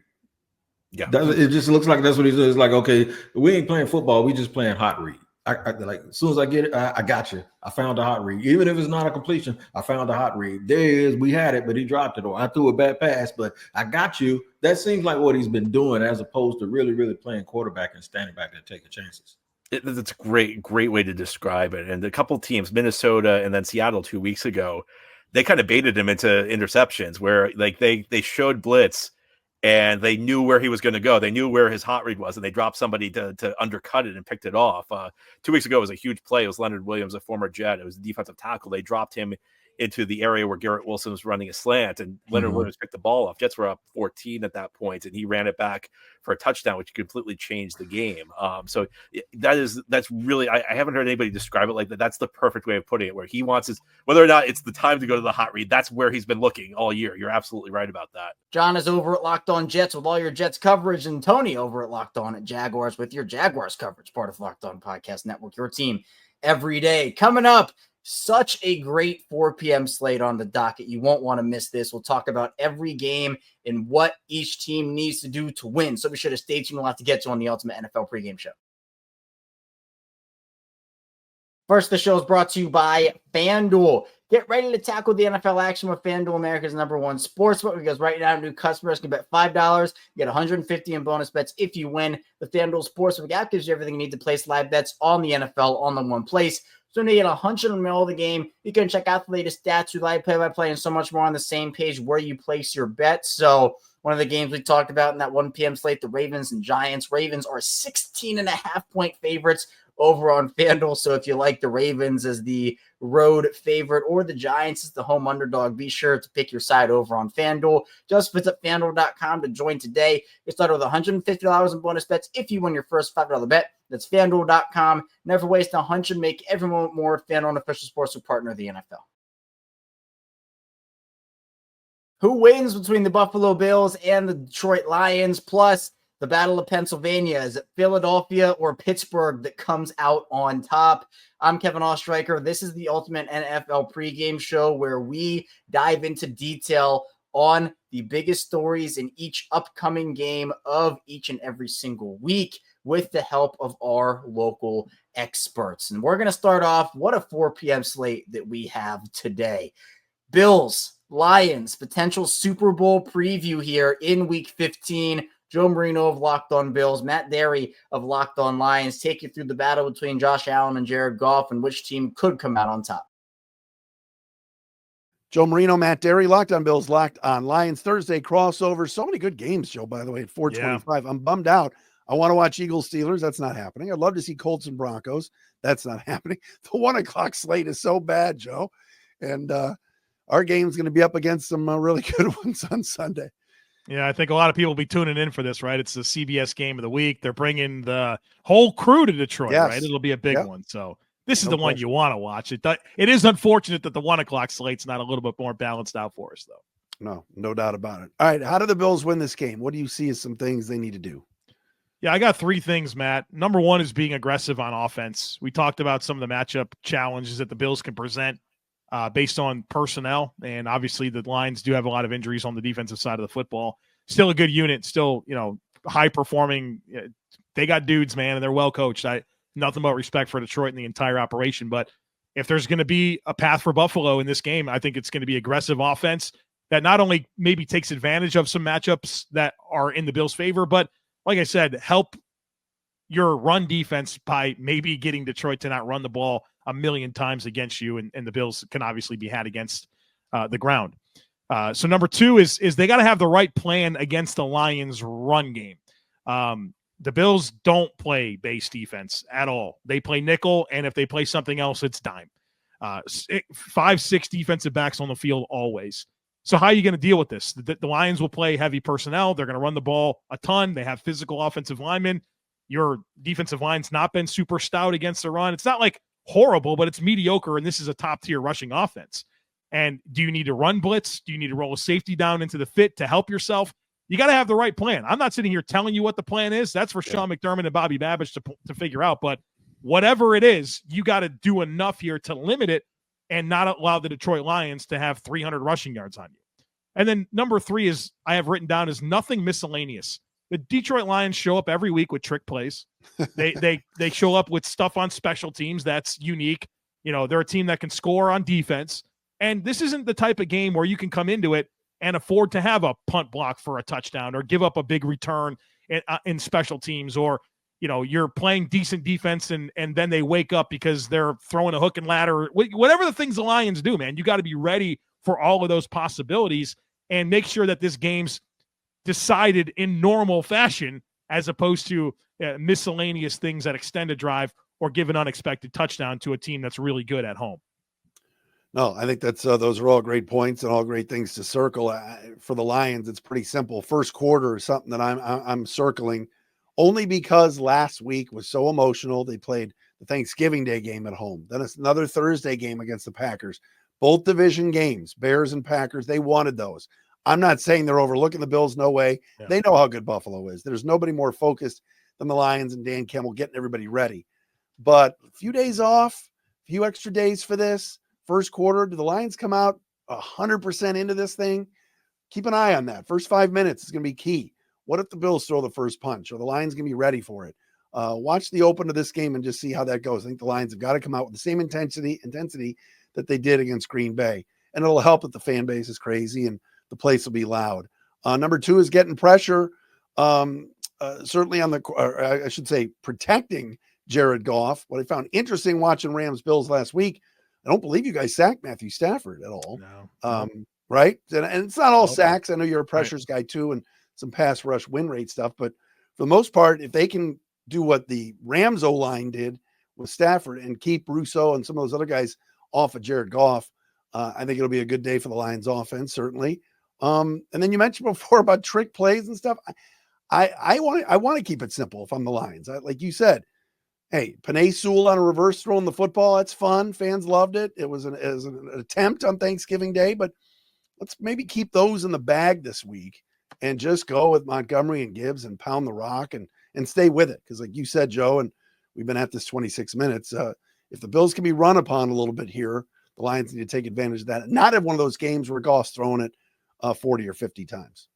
Yeah, and a big part of the Rams and I think how they were able to be so successful, literally probably, I mean, it was by EPA, it's a top 10 performance in the NFL in the last 25 years, what the Rams did to the Bills on defense. And I think at the root of that was their ability to be two-dimensional, right? They ran the ball well, they threw the ball well, and that was good complementary offense. And whichever team I think can stay two-dimensional in this game offensively is going to have the best chance to win it. And, I mean, we're talking about two good football teams. What's the spread on this thing? 2.5 in favor of Detroit. It's the highest over-under of the week, right, in terms of points they're expecting. I think it's at 54.5. It's the only game over 50 this week, and they're at 54.5. Like, this is going to be, or it's expected to be, a high-scoring, tight game. And if you can stay two-dimensional, if you can limit the mistakes, and I think to your point, keep it simple and execute, that's going to go a long way in winning this football game. So last week was the first week all year I picked against the Lions. I actually took Green Bay. I took some shrapnel from the audience, and Pete loved it. Pete loved it. Our friend in Green Bay. But this week I'll go back to the Lions. You mentioned it before. I mean, both these teams average 30 a game. Why wouldn't it be a 33-30 final? I think the Lions will win a close one. Buffalo's damn good and fresh off a loss, which I don't know. I'm one of those that feels like, a really good team just lost. They're going to want to bounce back. So I'll go Lions by 3 in a high scoring game. How about you? Yeah, I found myself rooting for the Lions, and I like the Lions, right? If it's not the Bills this year, please let it be the Lions. I've enjoyed, I'm a team building guy, man. How do you not love what's going on in Detroit? Like if you just love the NFL and you love football and you love team building, you love what's happening in Detroit. So yeah, I was rooting for them. I normally am, but I was like, I don't want to face this team going off a loss. That was really more so that was the motivation for this one. And obviously that race for the North is pretty tight with Minnesota, right? They only have 2 losses, and that's the finale, right, against Minnesota. So I know Vikings and Eagles fans are big Bills fans this week, but I don't know, man. I don't feel good about the Bills in this one. I think that the Lions present too many problems offensively. And I think that they're better in the margins. I think they're a better team on special teams. And I think that their defense hasn't let their team down like maybe the Bills have at times. So I think there's a lot to buy into with the Bills and coming off of a loss and refocusing and late season sting of a loss. There's a lot of good reasons to buy into Buffalo. But this is a Lions team with a rest advantage at home. The best team in the league that I think challenges the Bills in all the ways that concern you the most. Joe is great. Check him out over at Locked On Bills. Matt is great. Check him out over at Locked On Lions, part of the Locked On Podcast Network, your team every day. Another great matchup next up. We got the battle for Pennsylvania, Philadelphia, Pittsburgh. It's going to be a good game between the Steelers and the Eagles for sure. So Lou DiBiase of Locked On Eagles and Chris Carter of Locked On Steelers talk about which team could get a big win in their home state. All right, so for the Eagles and for the Steelers, Sunday's game of the week, what are the keys to victory for both sides? Chris, I think there is a common theme of this show for both offenses and for both defenses. I really do think it comes down to who wins the battle in the trenches, and that does sound cliche, but I think the strong suit of the Eagles offense is running the football. I think the strong suit of the Pittsburgh Steelers offense is running the football. Both teams have a really good defensive front, though. It's a kind of a strength-on-strength battle, and that's going to make it a fun game to watch. I really do think whoever wins that on both sides, they're probably going to win this game. I think so too. Also, I want to correct myself. I said that the Eagles have the number 1 run defense. They have the number 1 total yards defense. Total yards. Yep. Right. That was my mistake there. But I think one element that's going to be really crucial here, if you look back at how the Steelers attacked the Bengals defense, not good. It's like the worst defense in the NFL. But the Bengals defense tried to overcommit to two factors. They wanted to stuff the run, and they wanted to take away the deep ball. You saw early in the half, and I wrote about this in the Post Gazette last week. They deployed like 3/4 of their defense was basically 2 high safeties, but the linebackers and the defensive line, their first steps was crush the run. So they were going to say, hey, Russell Wilson, we know you like the deep ball. Hey, Steelers, we know you like Najee Harris and Jalen Warren. So we're going to take away both, and you're going to have to beat us by working the short passing game. Intermediate, yeah. And then that's what Russell Wilson did. He was like, all right, here. And then eventually the Bengals like, oh, man, all right, we got to go to 1 high safety. And then all of a sudden, bang, deep down the field, big plays, and then that opens up the Steelers' offense a bit more. That's where the Eagles' defense is going to have to win. If they can take away the run without overcommitting a second safety down low, that's going to be big. But then here's the thing: is that if they're not overcommitting to the run, when Russell Wilson tries to get some of those plays, and they'll use misdirection, they'll use play action, they'll use bootlegs, they'll use different things to try to catch you running in the wrong direction. If they allow space for guys like Najee Harris, guys like Jalen Warren, number 2 tight end Darnell Washington. If they allow those guys to get space and they start catching the ball and they start getting downfield, that's how the Steelers offense can start to pace itself and then dink and dunk you and make it a death by 1,000 cuts. And that's where I think the Steelers like to live sometimes. And then, if the Steelers can get that balance, to me, it's not just running the ball. It's doing those little things on offense that kind of make you think a little much, and then they run the ball. Because now, as a linebacker, Nakobe Dean is his first step to the line of scrimmage now, or is his first step lateral to be kind of like, okay, who's coming this way? I mean, am I going to have to cover somebody on this one? That's what the Steelers offense has to do. They have to take the aggression out of this Eagles defense. And this is a very athletic defense. I feel like it's the Georgia defense. You got Nakobe Dean. You got mostly is personnel-wise. It's crazy. And what's funny is you're going against the Georgia offense. Well, the great Pickens ain't there, but Darnell Washington, Broderick Jones. There's going to be a lot of guys that know each other in this game. True. But and hey, maybe that's just Andy Weidel. There's the Andy Weidel Bowl going on right now. But I think that's the key here is outside of the trenches, it's who can get something else going to help them in the trenches battle, because both sides are going to have their wins and losses in the trenches, I think, on Sunday. Yeah, it's strength on strength. I don't think anyone's going to completely overly dominate that matchup. Exactly. So if those are going back and forth and no one's dominating it there, who can win the other things that gives you an edge that battle? I think that's going to be the biggest key in this game. And I think the same thing for the Eagles, but at the same time, and there is an added emphasis on doing the other things right because of what's going on this week with the passing drama. Right. But at the same time, I will say, even with a strength-on-strength matchup, even with having to do those things right, don't completely abandon your identity that has allowed you to win 9 straight games. You know what I mean? There's a balancing act there that you really have to have.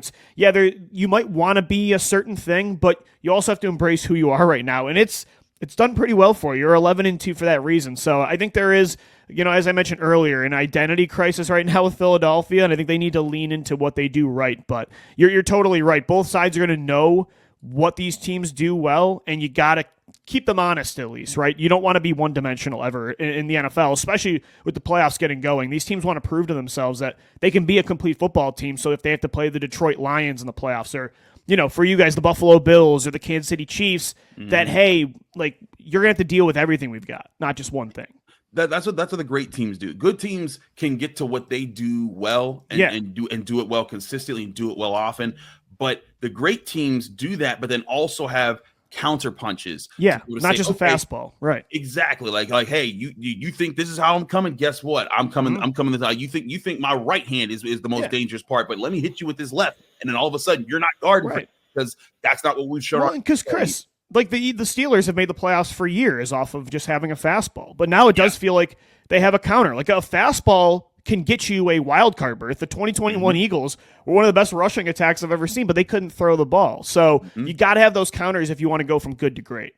Absolutely. I think that's a big factor here as well. I wonder how, the secondary has been great for the Eagles. How have you liked their kind of intermediate covers? Like, we know about Quinyon Mitchell, we know about Cooper DeJean, we know about Darius Slay. Like, those guys are talented. But how have you felt about the guys in between, the linebackers and the safeties that have to cover the tight ends, the slot guys? Because I think them, and again, the running back, they love to throw to Najee Harris and Jalen Warren. How have they done in coverage this year? It's going to be a tough matchup for Pittsburgh because normally Philadelphia, their weak point on defense and just roster in general when it comes to how much resources Howie Roseman allocates to certain spots, safety and linebacker, they normally draw the short end of the stick.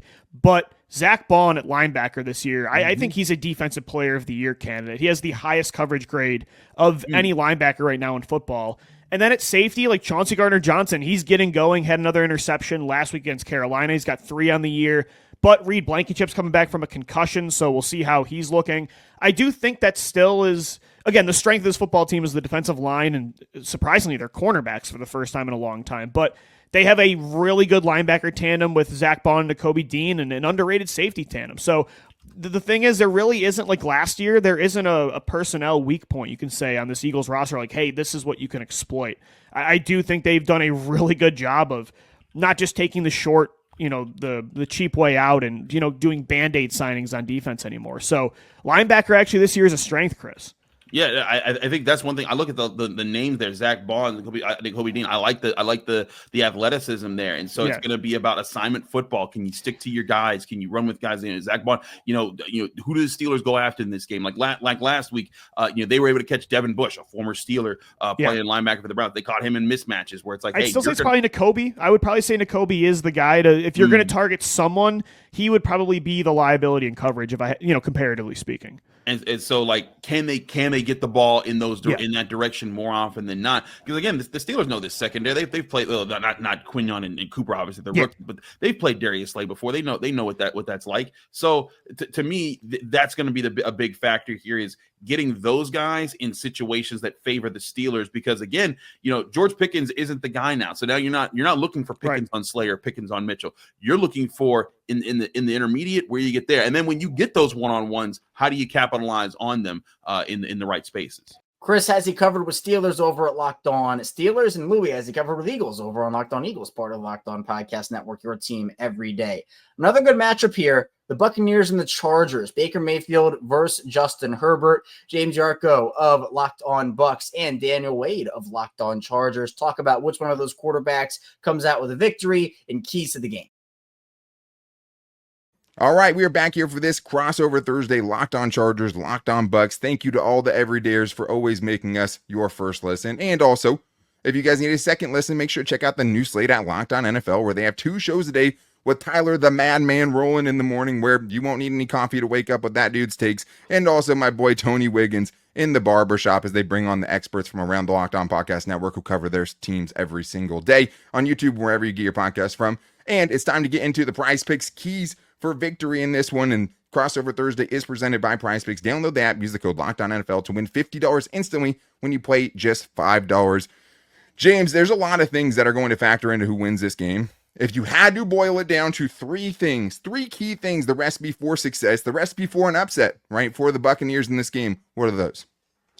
To me, it's make smart decisions, run the ball early, often, and efficiently, and then bend, don't break. So smart decisions, right? Sounds simple. Baker is struggling to do exactly that the last couple of weeks. Last week against the Raiders, 3 turnovers. The Raiders had like 5 takeaways all season coming into that game, and the Bucs turned it over 3 times. Now, the first interception, you tip your hat. It was a great play by Chason. And then the fumble, Baker didn't stand a chance. It was Rashad versus 2 blitzers. He's got to be able to hold onto that ball, but it's really not on him. But the week before, 2 interceptions by Baker Mayfield against the Carolina Panthers. So that's 5 turnovers in the last 2 weeks. Luckily, the Bucs win both games, but you're on the road. If you're not going to win the turnover battle, you have to at least break even. They've gotten away with losing the turnover battle 2 straight weeks and still winning the game. That's not happening on the road against the Chargers. You have to make better decisions. You have to protect the football. Then run the ball early, often, efficiently. I don't care if Bucky Irving plays or not. The Bucs still have to figure out a way to run the football with Rachaad White and Sean Tucker. Since returning from the bye, the Bucs have 157, 236, 152 rushing yards in each of the last 3 weeks as a team. That has to continue. You run the ball efficiently. You're going to control the clock. You're going to keep your defense on the sideline. You're going to be able to control the tempo of the game.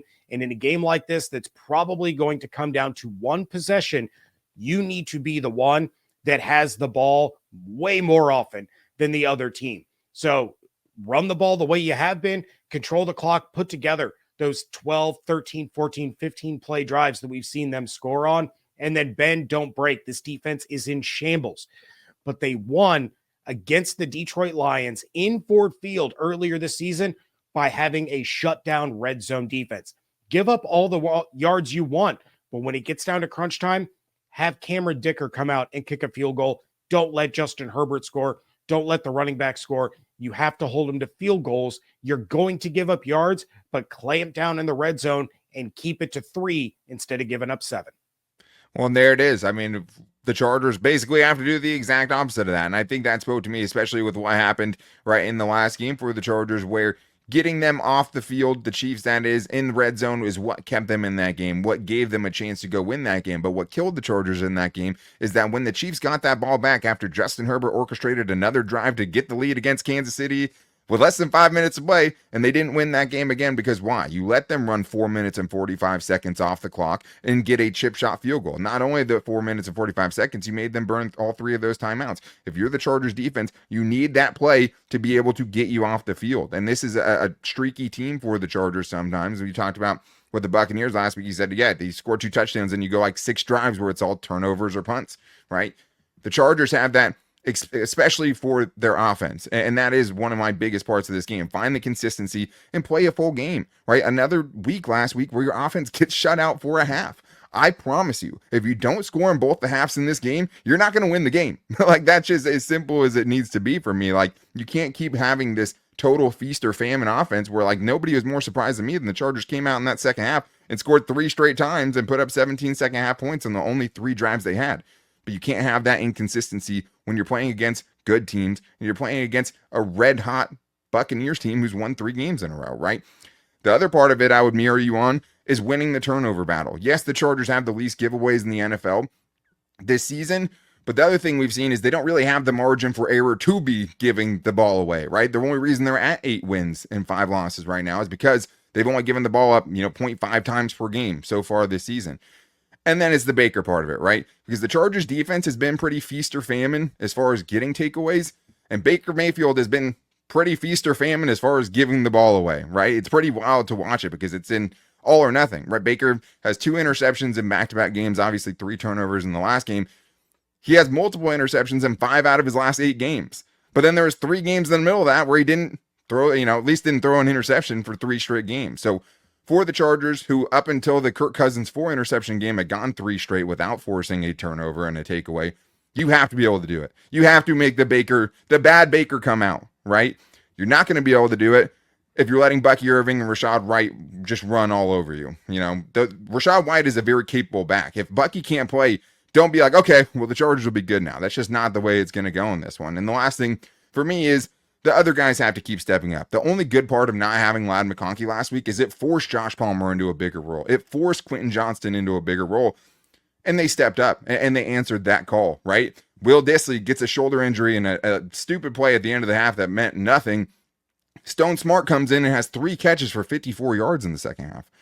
That's huge developments for an offense that got shut out last week. That's gotten shut out in 4 halves this season where they haven't been able to put up a point offensively outside of the pick 6 in the second half against the Falcons. So to me, those other guys have to keep stepping up. And then defensively, right? Cam Hart, Tar Heel Still, 2 rookie 5th round picks that are forced into action who have been awesome. They get Mike Evans this week. There's not a lot of Mike Evans out there. They could have played well against other really good receivers, right? This is a fun test that I hope they're up for because we could get some really cool moments in this game with a big freak outside like Cam Hart going up against a big freak outside like Mike Evans. And that should be one of the fun matchups. And then if a Joey Bosa doesn't play, a Tuli Tuipulotu has to step up, right? And that's what it's going to be if the Chargers are going to win a game with huge playoff stakes on the line and playing a really, really good team, whether you're at home or not. Chargers offense has to keep up. The Chargers defense has to do whatever they can to slow this red-hot Buccaneers offense down. But, man, I'm so excited to watch it. Dan is awesome. Be sure to check him out over at Locked On Chargers. And also James is awesome. Check him out over at Locked On Bucks, part of Locked On Podcast Network. Your team every day. 2 potential wild card teams in the AFC face off in week number 15. And it actually happens to be Peyton Manning's 2 former teams, the Indianapolis Colts and the Denver Broncos. Jake Arthur of Locked On Colts, Sarah Bedinger of Locked On Broncos. Get you ready for game time and what each team needs to do to win. It's crossover Thursday. Locked On Broncos, Locked On Colts. Want to say once again, thank you to all you everydayers that make Locked On Broncos, Locked On Colts your first listen of the day every single day. We appreciate you so much for rocking with us. You know, we got you covered anything that happens with the Broncos and the Colts all year long. Jake, let's talk about this because obviously it's not win or go home just yet, obviously. But I mean, the stakes feel like that, right? It kind of feels like, man, a loss would be just deflating for either of these two teams. Even though the Broncos are at 8-5 right now, this team has been collapsing, you know, in the opportunities that they've gotten even over the last 8 years. So what do the Colts have to do in order to win this game? What are your keys to victory this week? Yeah, so luckily for the Colts, you know, they're facing the number 1 sack defense in the league, but Anthony Richardson, arguably the best trait he has is sack avoidance. He's able to get out of those so seamlessly.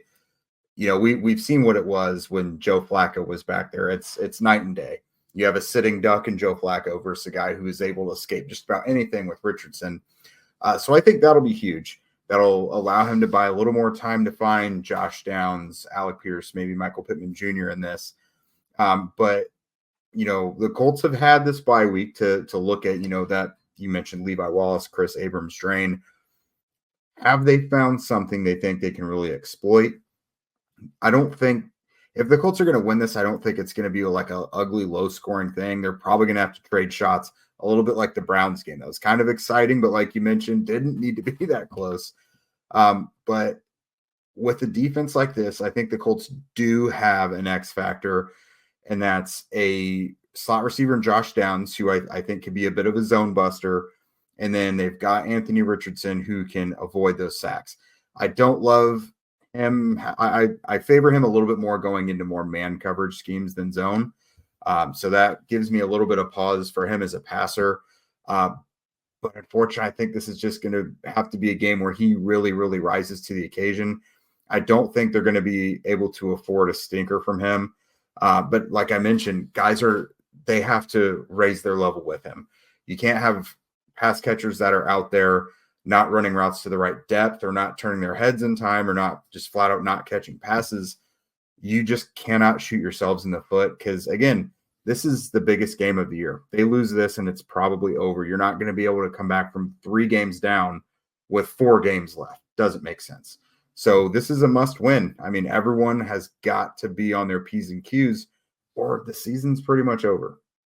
Yeah, it kind of feels like that, obviously, and unfortunately, that's kind of how Broncos fans are thinking as well right now. Because you look at the Colts' final 3 games after this game, right, and you think about, okay, if they beat the Broncos, like they've got a pretty good shot against the Giants and I think it's the Jags and the Titans. I don't know what the order is there, but I mean, you feel like they've got a pretty good shot to maybe run the table there. For the Broncos, you're playing the Colts, and then you have a short week against the Chargers. Then you play the Cincinnati Bengals, and then you play the Kansas City Chiefs in the final week of the season. So you're kind of sitting there thinking, man, you lose this game. Do you win the rest of the, like, how badly would this deflate your playoff hopes? And so, of course, both of these teams, they're trying to get back to the postseason. The Broncos haven't been since they won Super Bowl 50. If they're going to win this game, number one, got to shut down the big play for the Colts passing attack. Obviously, that was a huge problem and a huge issue when it came to their game against the Cleveland Browns, even though they ended up winning, getting 2 pick sixes in that game. Thankfully for that. Otherwise, it would have been disastrous. The Broncos, number 2, they got to capitalize on red zone appearances. Too many times against the Browns and in the last handful of weeks, too many times just settling for 3 points instead of being able to punch the ball in. Got to be able to convert on the money downs when you get down into the red area. And then keep feeding the young guys is my number 3 key to victory here, Jake, because we see the Broncos after the trade deadline. They did nothing at the trade deadline. Everybody was kind of upset about that because you're like, well, do you really want Bo Nix to succeed as a rookie? Like, the guys around him stink. Well, since the trade deadline, they've started to get Marvin Mims more involved, Troy Franklin, Devon Vele, Cortland Sutton is playing well. Involving the young guys, especially I think running back Audric Estime this week, is going to be key for the Denver Broncos getting a win against the Indianapolis Colts. And as we've been discussing, the stakes are extremely high. And if you can get those young guys with a head of steam, just all confidence, full go ahead, you could maybe make some noise here in the postseason. Yeah, you mentioned Audric Estime, and I was not a fan of you mentioning that because it makes me go and think of, Tank Bigsby from the Jaguars, for example. Guys who are powerful and can just rip through arm tackles and stuff, that's a recipe for disaster. I mean, Estime could come out of nowhere to run for over 100 in that instance if they fed him the ball. But no, that would be a pretty tough matchup for the Colts. But it's all, I feel like it's corny coach speak, but like offensive and defensively, it's all about being where you're supposed to be and just executing at the basic level and just let special things come from there. But it's all about just doing your job in this one, because at least in that way, you're not having so many self-inflicted wounds, and that's really plagued the Colts this year. I think this is a very tough matchup overall. I think there's an avenue for the Colts to win if they do some of those things we've discussed. But yeah, you really want to see how both of these teams respond after a bye week. This is only the second year of Shane Steichen, so I don't think there's not enough data there to know what it looks like post bye week, especially with Anthony Richardson as his quarterback, but hoping for some positive things. Absolutely. I mean, at the end of the day, look, it's two teams fighting for playoff spots with young quarterbacks. The Colts got theirs last year. Broncos got theirs this year. I think Broncos country, Colts fans got a lot to be excited about no matter what, especially with the way Richardson has been, like you said, a couple game-winning drives in the last handful of weeks here. Bo Nix been doing the same, been making some clutch plays for the Broncos. So it's exciting times for both of these teams. Sarah has your Broncos coverage covered over at Locked On Broncos, and Jake has your Colts coverage covered over at Locked On Colts, part of Locked On Podcast Network. Your team every day. Rounding out the 4 p.m. slate, we have the New England Patriots and the Arizona Cardinals. Been a pretty disappointing last couple games for the Cardinals, disappointing stretch, and the Patriots obviously just looking towards the future. So Mike Debate of Locked On Patriots, Alex Clancy of Locked On Cardinals, talk about where the intrigue lies within this game. This is going to be fun, past to victory. I know they clipped this, so let's keep this tight, shall we, Mike? I don't want to get a call from Ross Jackson. Okay, so paths to victory for the Patriots. Go. Run the football. Patriots fans will tell you Drake May needs to air it out. We need to see that big arm. He needs to put the defense on his heels. Alex Van Pelt runs a system where outside zone is predicated on getting the running back going first to facilitate play action, allow Drake to take deep shots down the field, but also give him the maneuverability to be able to take the shots that he needs to in the intermediate areas of the field. That means Ramondre Stevenson, Antonio Gibson need to get going, and they need to get going early. Find the holes, whatever they may be, on that offensive line, who are getting Cole Strange back this year and this week, and I think having Cole in the lineup is going to help them in terms of offensive run blocking, because Cole is very good at being able to block for outside zones. So that's part one of being able to get to victory. The second path to victory is utilize the field. Be able to see what this team is doing when it comes to Arizona defending you. If they're showing you man-to-man, make sure they're accounting for Drake May. If they're not, he's going to run for big yardage. A couple of weeks ago, he ripped off a 41-yard run, looked pretty good doing it. And also, when they tried to play him in zone, he started to attack the intermediate areas of the field a little bit more. So be aware of everything on the field, and that essentially goes for the defensive side of the ball too. Keep Kyler Murray in your sights at all times. Know when when Arizona's offense is trying to put you in motion. These are so important for the Patriots to be able to gain victory. And the last path to victory sounds so rudimentary, Alex, but it is so key. The Patriots have to not turn the ball over. They have to stop committing egregious penalties that are putting them in a bad position.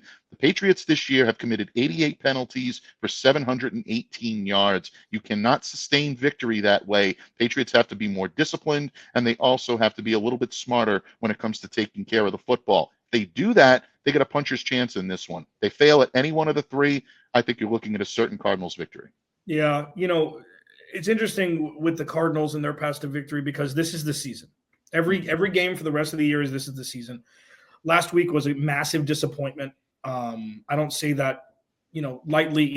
I'm not I don't speak in platitudes when it comes to this team. I'm very existential in the moment. Like every week has been some sort of barometer or litmus test for the rest of the year. And for this one, it's you got to lay a pound into this young team that's not ready yet.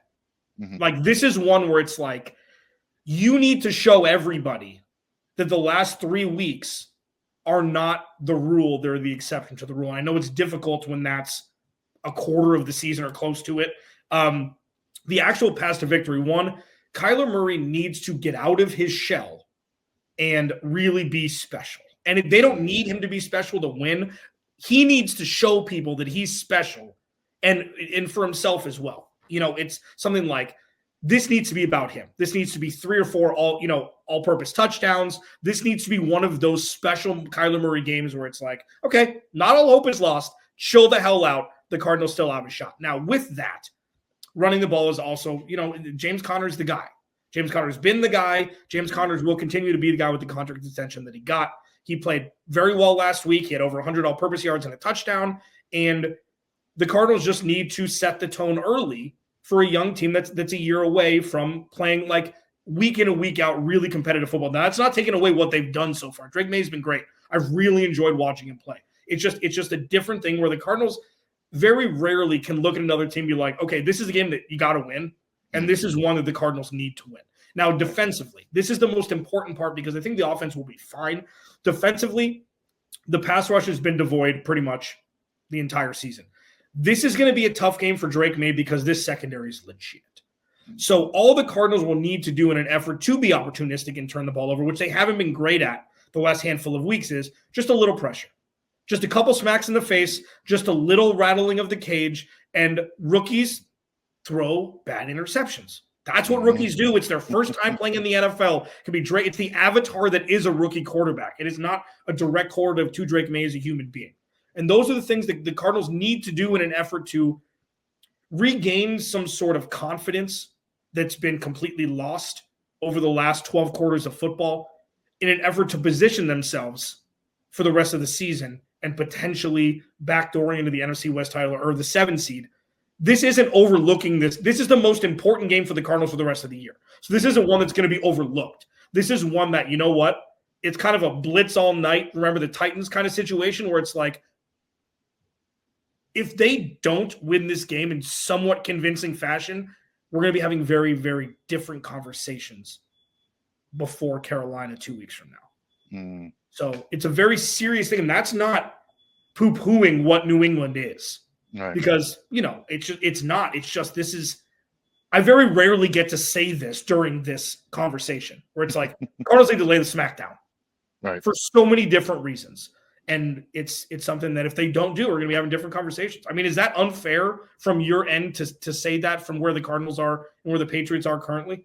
No, I don't believe it's unfair at all. Look, Bill Parcells once said, you are what your record says you are. The Patriots are a 3-10 football team. They're coming off of a bye week. New England right now is facing a little bit of an identity crisis of their own. They need to come out and play strong. They need to come out and play hard, play through every play, make sure they're completing plays. If they're not doing that, that's a sign that this team may be checked out. And then you need to start worrying about evaluating the coaching staff and maybe the positional coaches and the coordinators. Are they doing their job to motivate this team? So the Patriots have a lot right now that of uncertainty surrounding them. The Cardinals are in a prime position to be able to pounce. And you're right, this is a game on paper that they should win.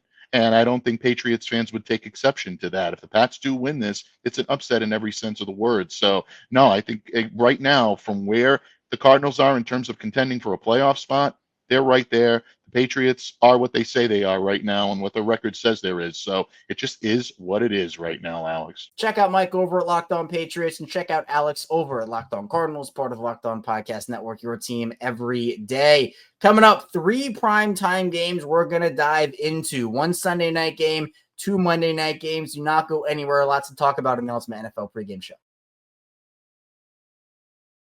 First, the show is brought to you by Omaha Steaks. Nothing delivers comfort and joy quite like the unrivaled quality and taste of Omaha Steaks. It's guaranteed perfection in every single bite, and right now you can save on unforgettable gifts with 50% off site-wide at omahasteaks.com. Plus, score an extra $30 off with the promo code NFL. With 5 generations of experience, they consistently deliver the world's best steak experience, and the gifting experts at Omaha Steaks have made it easy to deliver the perfect gift with thoughtfully curated gift packages featuring gourmet favorites. From legendary steaks, mouth-watering desserts, and more. Save 50% off site-wide for a limited time at omahasteaks.com. Plus, our listeners get an extra $30 off with the promo code NFL. That's 50% off at omahasteaks.com and an extra $30 off with the promo code NFL. Minimum purchase may apply. Rounding out the Ultimate NFL pregame show, Kevin Oestreicher still talking Week 15 action with you here. 4 games left for each and every team as they look to either get their playoff push going or maybe just more so looking forward to the season to end and getting into some off-season over maybe on teams that don't have as good of a record this season. But we have 3 primetime games to talk about. First off, Sunday night, really good game. The Green Bay Packers and the Seattle Seahawks, 2 teams in the thick of the playoff race in the NFC. So Peter Bukowski of Locked On Packers and Corbin Smith of Locked On Seahawks talk about Jordan Love versus Geno Smith and what each team needs to do to pull out a win. All right, it's time for some keys to victory and some predictions against the spread here on Crossover Thursday. We got a big primetime Sunday night matchup, Seahawks and Packers at Lumen Field. I'm Corbin Smith, glad to be teaming up with Peter Bukowski. Peter, let's get to the keys to victory for the Green Bay Packers. This has been such a weird series over the years where the home team has just been utterly dominant. I can't remember the last time the Packers won at Lumen Field, and I can't remember the last time the Seahawks won at Lambeau Field. And this game being in Seattle, obviously a lot of different characters, almost all different characters now. But what do the Packers need to do to make this long trip out west and get the win on the road? Is the last time the Packers have won in Seattle Aaron Rodgers' first season as a starter? Could it be that long ago? I think so, yeah. I think it was 2000. It was pre-Pete Carroll.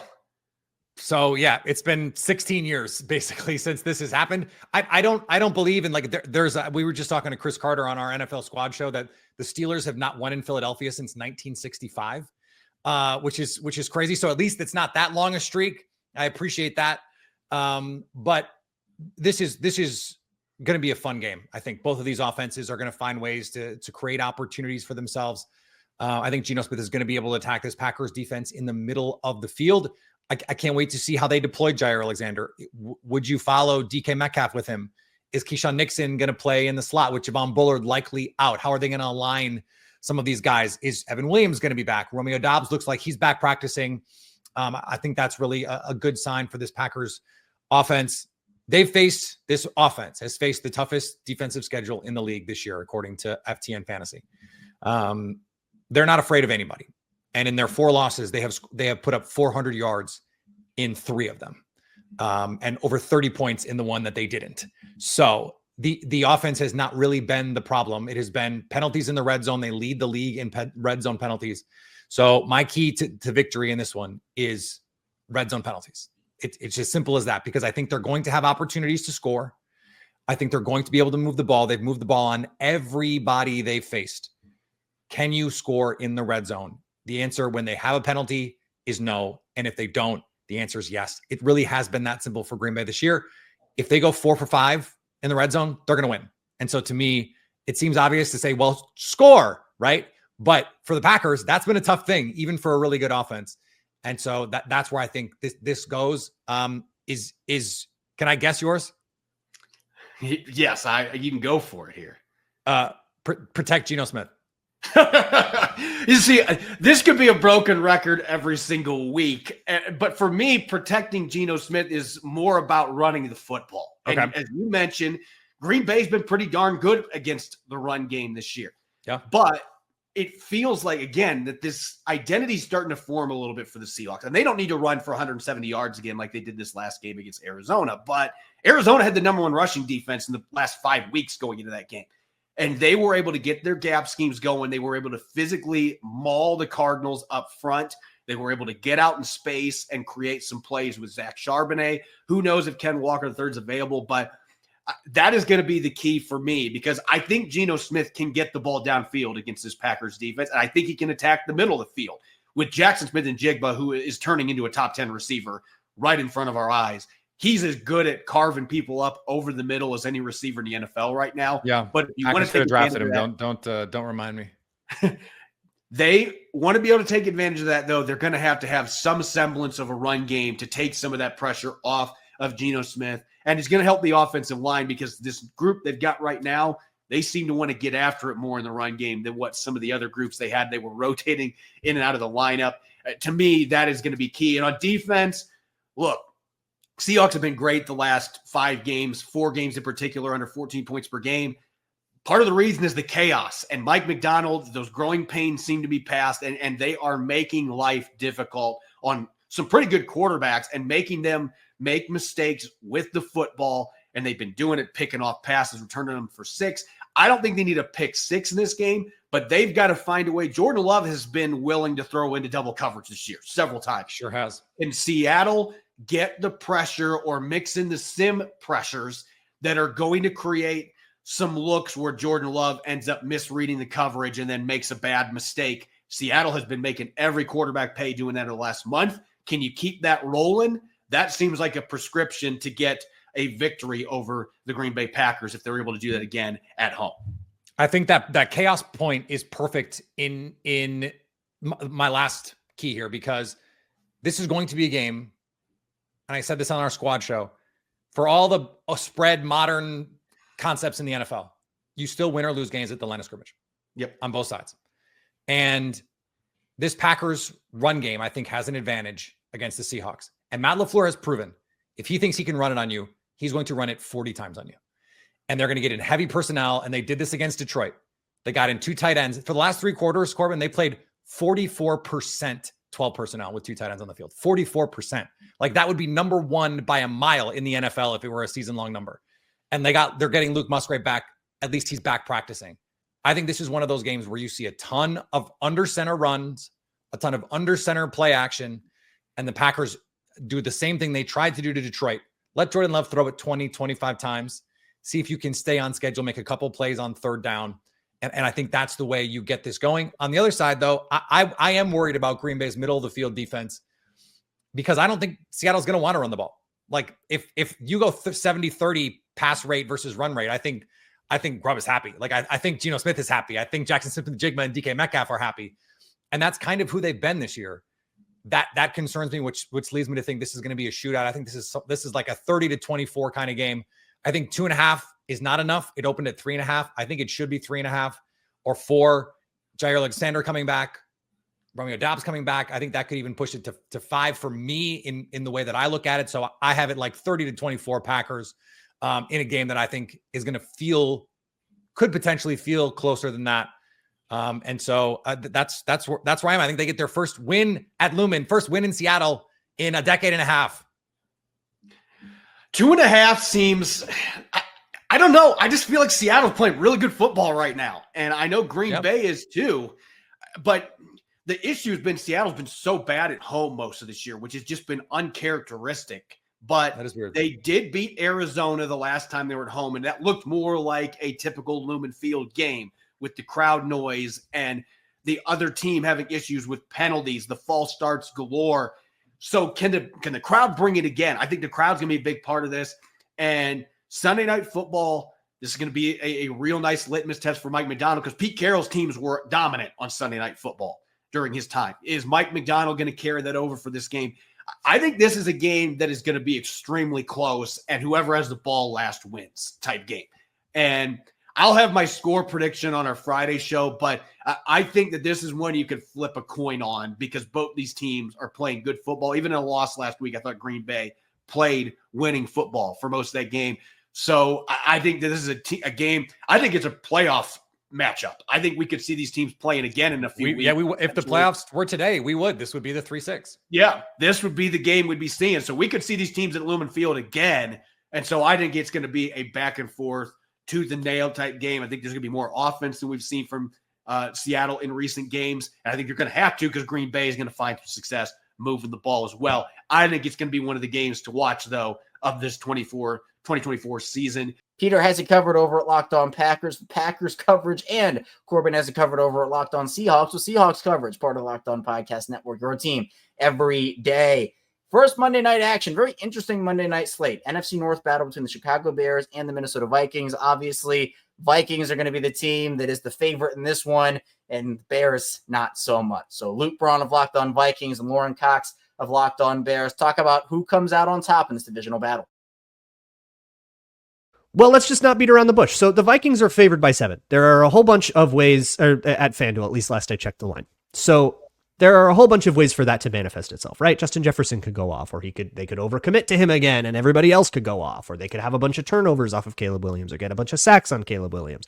So many of those ways you could list a lot of those sort of normal outcomes. But what is the one where the Bears do this? Like what is, I guess, the best of the Bears? What is their best possible product if they put it all together look like? Yeah, I think it's about coming out and getting Caleb Williams confident and into a rhythm quickly and early, and being able to give him answers for the Vikings blitz, to be able to let him be decisive. And because against the 49ers, the thing that stood out, like, yes, we've seen him hold the ball too long at times this season or whatever, and we've seen him maybe not pull the trigger on some throws, but like he felt even tentative to just like flee the pocket. Like he would like wait that extra half a second before he'd start to scramble, and wouldn't necessarily like scramble in a hurry, and he'd get chased down and sacked before he would, where in the past he would escape and make a miraculous Houdini type of effort. So like just to sort of like get him back playing with some of that confidence and some of that energy that can get this offense going. Like the Vikings were, I think, the only team the Bears scored a touchdown on in the first quarter all season, came up to a 7-0 lead there to start. And like, that's what the Bears need to get going. So it's not 24-0 at halftime like it was against the 49ers, and they have to pull some miraculous comeback at the end. And then, the defense is going to give up yards. They're going to get gashed a lot, but it's about those turnovers, right? If they can get one or even two off of Sam Darnold, maybe one off of a ball carrier, like give them extra possessions that don't end in points for the Vikings. And like, that's how you sort of shoot out your way to a, 30-27 overtime type of final score. 30-20. That would be a really funny way for that to go down. I see. I guess we haven't really talked about how Caleb Williams is doing, and the last few games with Thomas Brown, he's been better. But I just can't get out of my head. A lot of people talked about that Vikings game as this kind of like breakout party for Caleb Williams with a couple of the plays that he made. But I can't get that last sack out of my head. That nothing is like how does he not roll that thing out? He had the escape lane, throw away, live to fight another down. He's that kind of hero ball gene just like totally set in the wrong moment, and he takes this hideous sack. Has he been still doing that the last couple of weeks? Is that still there? It felt better against the Detroit Lions, and then got back. So last two games in Lions and 49ers since then. It was better the immediate week after, and then 49ers was definitely a step back in that regard, where he isn't again, like decisiveness feels like the word here. Like he's just not, he's tentative with like everything that he did. He's tentative to pull, tentative to run. And like, you feel like that's not who we've seen Caleb Williams generally be, just from like an energy and a swagger type of how he carries himself dating back to college and throughout the rest of the season. So it's hard to know then which version of that we're going to get this week. Is it maybe still a little bit flat, or are they going to bring that energy back up for the Minnesota Vikings and the divisional game? But it's on the road where the Bears have been struggling quite a bit under Matt Eberflus, now extended into the Thomas Brown regime. So it's definitely a part of the process here, and it's just a matter of how much of that we're going to get. There's a nugget I'll give you from something that I wrote last week.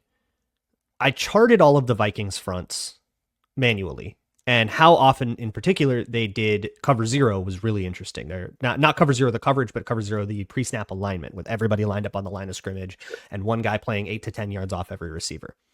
And they did it the most.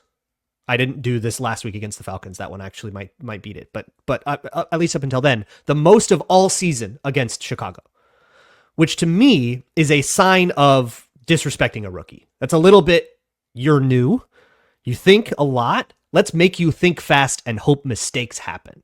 And I would be very surprised if Brian Flores doesn't do that again. So I think the answer is the same as it was when I asked you last week. But Caleb Williams sees 7 guys on the line of scrimmage and everybody in off coverage. What is his move? Does he change the play into a perimeter screen? Does he just say, I'm going to throw it to my hot? Does he say, I'm going to run around like a madman? What is going through his head before the snap when he sees that kind of look? Yeah, I think they've done a better job under Thomas Brown of at least giving him different options there. So we have seen sometimes, he'll change the play to a boundary screen. And they've been liking getting the ball into DJ Moore's hand in that type of situations. We've seen other plays where he'll adjust the protection and say, let's pick it up and go. I mean, it kind of depends on what they're giving him on the front end and what the structure of the formation of the play is going to be. They're not always in a great position to check into a screen pass, depending on alignment where they are on the field. And they're not always in a great position to bring in the right extra blockers to pick up the blitz if you have 4 wide receivers in the field, right? So it's not that there's like one go-to option there, but I think he's definitely someone who isn't afraid to try and take it on and beat it with his arm, and then but also then trust himself that, hey, if that first look's not there, I can outrun and outmaneuver these guys. And well, he's got the confidence to believe that. He doesn't always execute it that way in practice when he thinks he can beat the guy and then ends up getting tripped up as he escapes the pocket and takes a sack. But the idea was there. He just couldn't quite finish it. I think this is going to be a really interesting game. I mean, the second divisional game is always fascinating, especially if the first one was close, because that means both teams did some things well and some things poorly. And then it's a matter of who has it in them to make those adjustments. And is it the team that changed their staff and now maybe has guys with different perspectives, very willing to adjust stuff, or do they break everything down that was working? And then, and that's, I don't know. It's really interesting to me, especially on the offensive side where the structure has changed so much. And I feel more fascinated with like what's going on in Chicago, even than sometimes what's going on with the Vikings. That, oh, well, we understand this now. Okay, Sam Darnold's doing his thing. They're going to chase shot plays all day long. They're going to go for deep balls all day long. They're going to maybe take some sacks or maybe throw some picks doing it. And it's going to be worth it because they get a 50-yard touchdown every quarter. Like, okay, I get it. But Chris Beatty, what's he going to do? Like, I'm so fascinated. I will say, like, as far as chasing the shot plays go, like, especially with Jaquan Brisker out for the year, and right now they're on their third string safety, Jonathan Owens, the husband of Simone Biles, or boyfriend. I don't remember what their relationship is now. Fiance, husband. Like last week against the 49ers, they played single deep on like almost every snap. They ran like 2 or 3 or 4 snaps of cover 4, and everything else was single deep the rest of the way. So they clearly weren't going to drop back and keep the shot. But maybe that was an approach for Brock Purdy and an injured 49ers team. But I'm just like, when I think about this matchup, I think Kevin Connell is a better offensive coach than Eric Washington is a defensive coach head to head. And Brian Flores is a better defensive coach than Thomas Brown is an offensive coach head to head. The Vikings clearly have the coaching matchup. And so it feels to me like the Bears figured some things out in the first game, but I would put my money on the smarter coaching staff making the proper adjustments to beat out the maybe lesser coaching staff in the competition. All right, I have a take. I don't know how Bears fans are going to feel about it. I think the key to the upset, to answer the question we kind of opened with here, is that Caleb Williams has to go Justin Fields on it. Late 2023 Justin Fields on it. Not talking rushing, but talking just take matters into his own hands and just play the style of football he plays. And that has to, and like the scramble drills have to work. Like he just has to go full on USC and not rely on anyone else's talent, which is not what you want your rookie to have to do. But I remember that's why Chicago kind of went on that win streak late last year, is because Justin Fields just started doing the very unhealthy thing of just running all the time. And it's like, well, yeah, but it did like put up 30. It's tough when like that's where I feel it's at. I agree with you, because like you even look back to last week against the 49ers and there's still spacing issues and in terms of route concept stuff, where it's like you can't, when timing is not there. It's like a rookie's not going to have that dialed in, but also like Keenan Allen's not as fast as you wish he was, you know? Yeah. So when you can't count on the built-in structure of the play, then it takes you creating magic by yourself. And that feels like what it would have to take for Caleb Williams in this game. And as you said, like, you don't want to put him in that position. He was able to do some of that against the Vikings the first time, so maybe he can do it again. But I just kind of get the feeling like they kind of gassed out on a lot of what was in the tank there for Caleb, and that the rest of the year is going to fizzle out a little bit more. I'm going to see preseason Bears defenses and offenses. What it felt like last week. Check out Lauren over at Locked On Bears and Luke over at Locked On Vikings, part of Locked On Podcast Network, your team every day. Last up, the Atlanta Falcons and the Las Vegas Raiders. Kirk Cousins has been on an absolutely horrid stretch recently, and the Raiders are just looking for answers, and another one of those teams that are really just looking forward to next season. So Aaron Freeman of Locked On Falcons, your boy Q of Locked On Raiders, get you ready for the primetime matchup. Aaron Freeman of Locked On Falcons with your boy Q of Locked On Raiders on a crossover Thursday presented by Prize Picks. Make sure you download the app and use code LOCKEDONNFL to win $50 instantly when you play $5. So, Q, let's talk about what each of these teams need to do to walk away with a win, otherwise known as keys to victory. What are 3 things that you think the Raiders need to do in order to snap their 9-game losing streak this Monday night?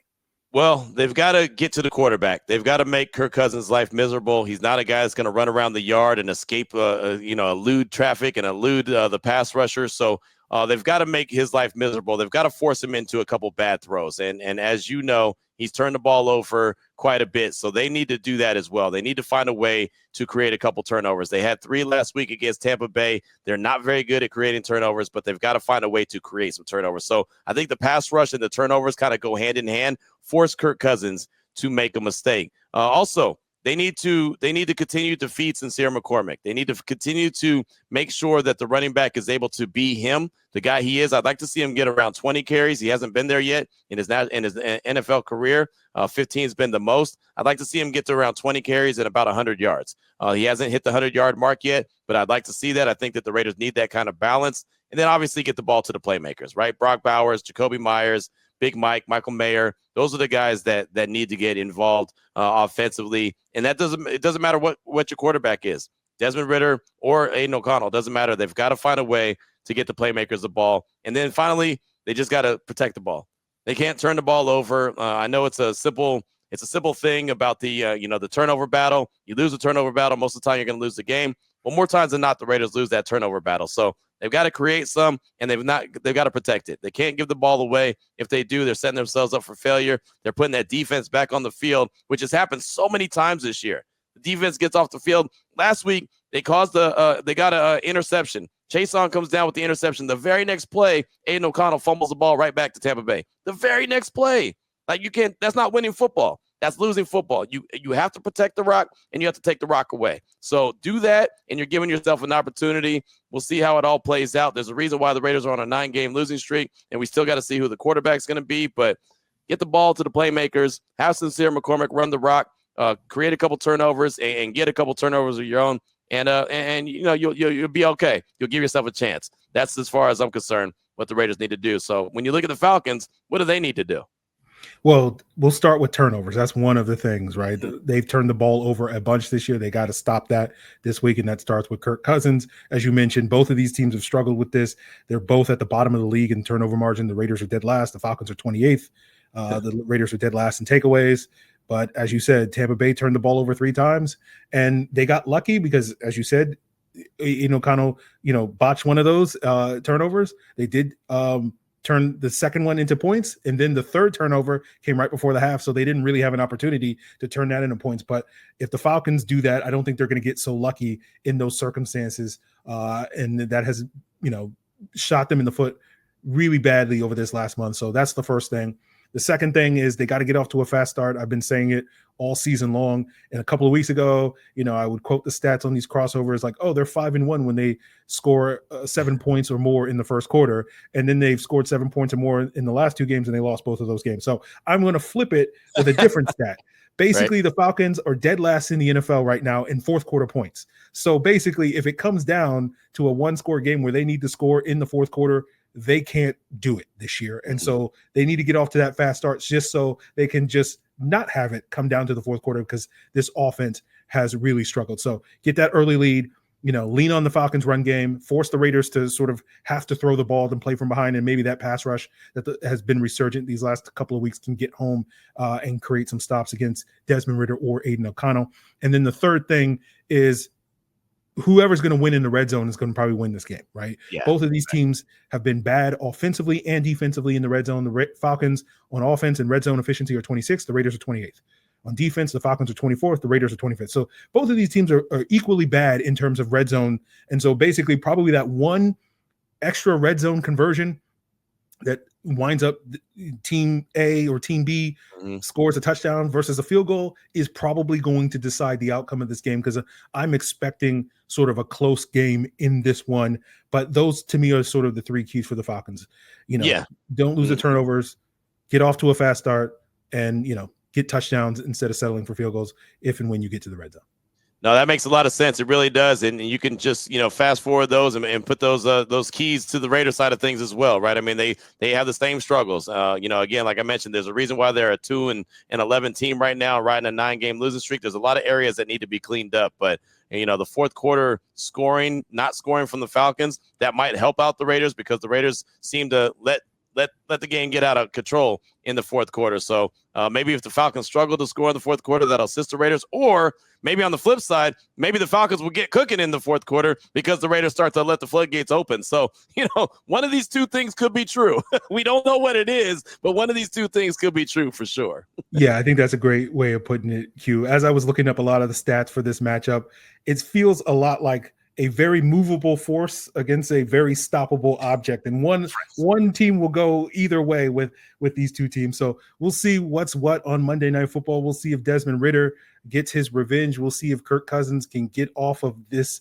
slump. Be sure to check out Aaron over at Locked On Falcons for all your Falcons needs, and be sure to check out your boy Q over at Locked On Raiders for all your Raiders needs. Part of Locked On Podcast Network, your team every day. That's all I have here today on the Ultimate NFL Pregame Show in Week 15. Appreciate everybody for tuning in today. We have a great slate of Week 16 action coming up next week. You will not want to miss it. So be sure to stay tuned. Enjoy your Sunday. Enjoy a good slate of football in Week 15. And I'll see you right back here next week on the Ultimate NFL Pregame Show.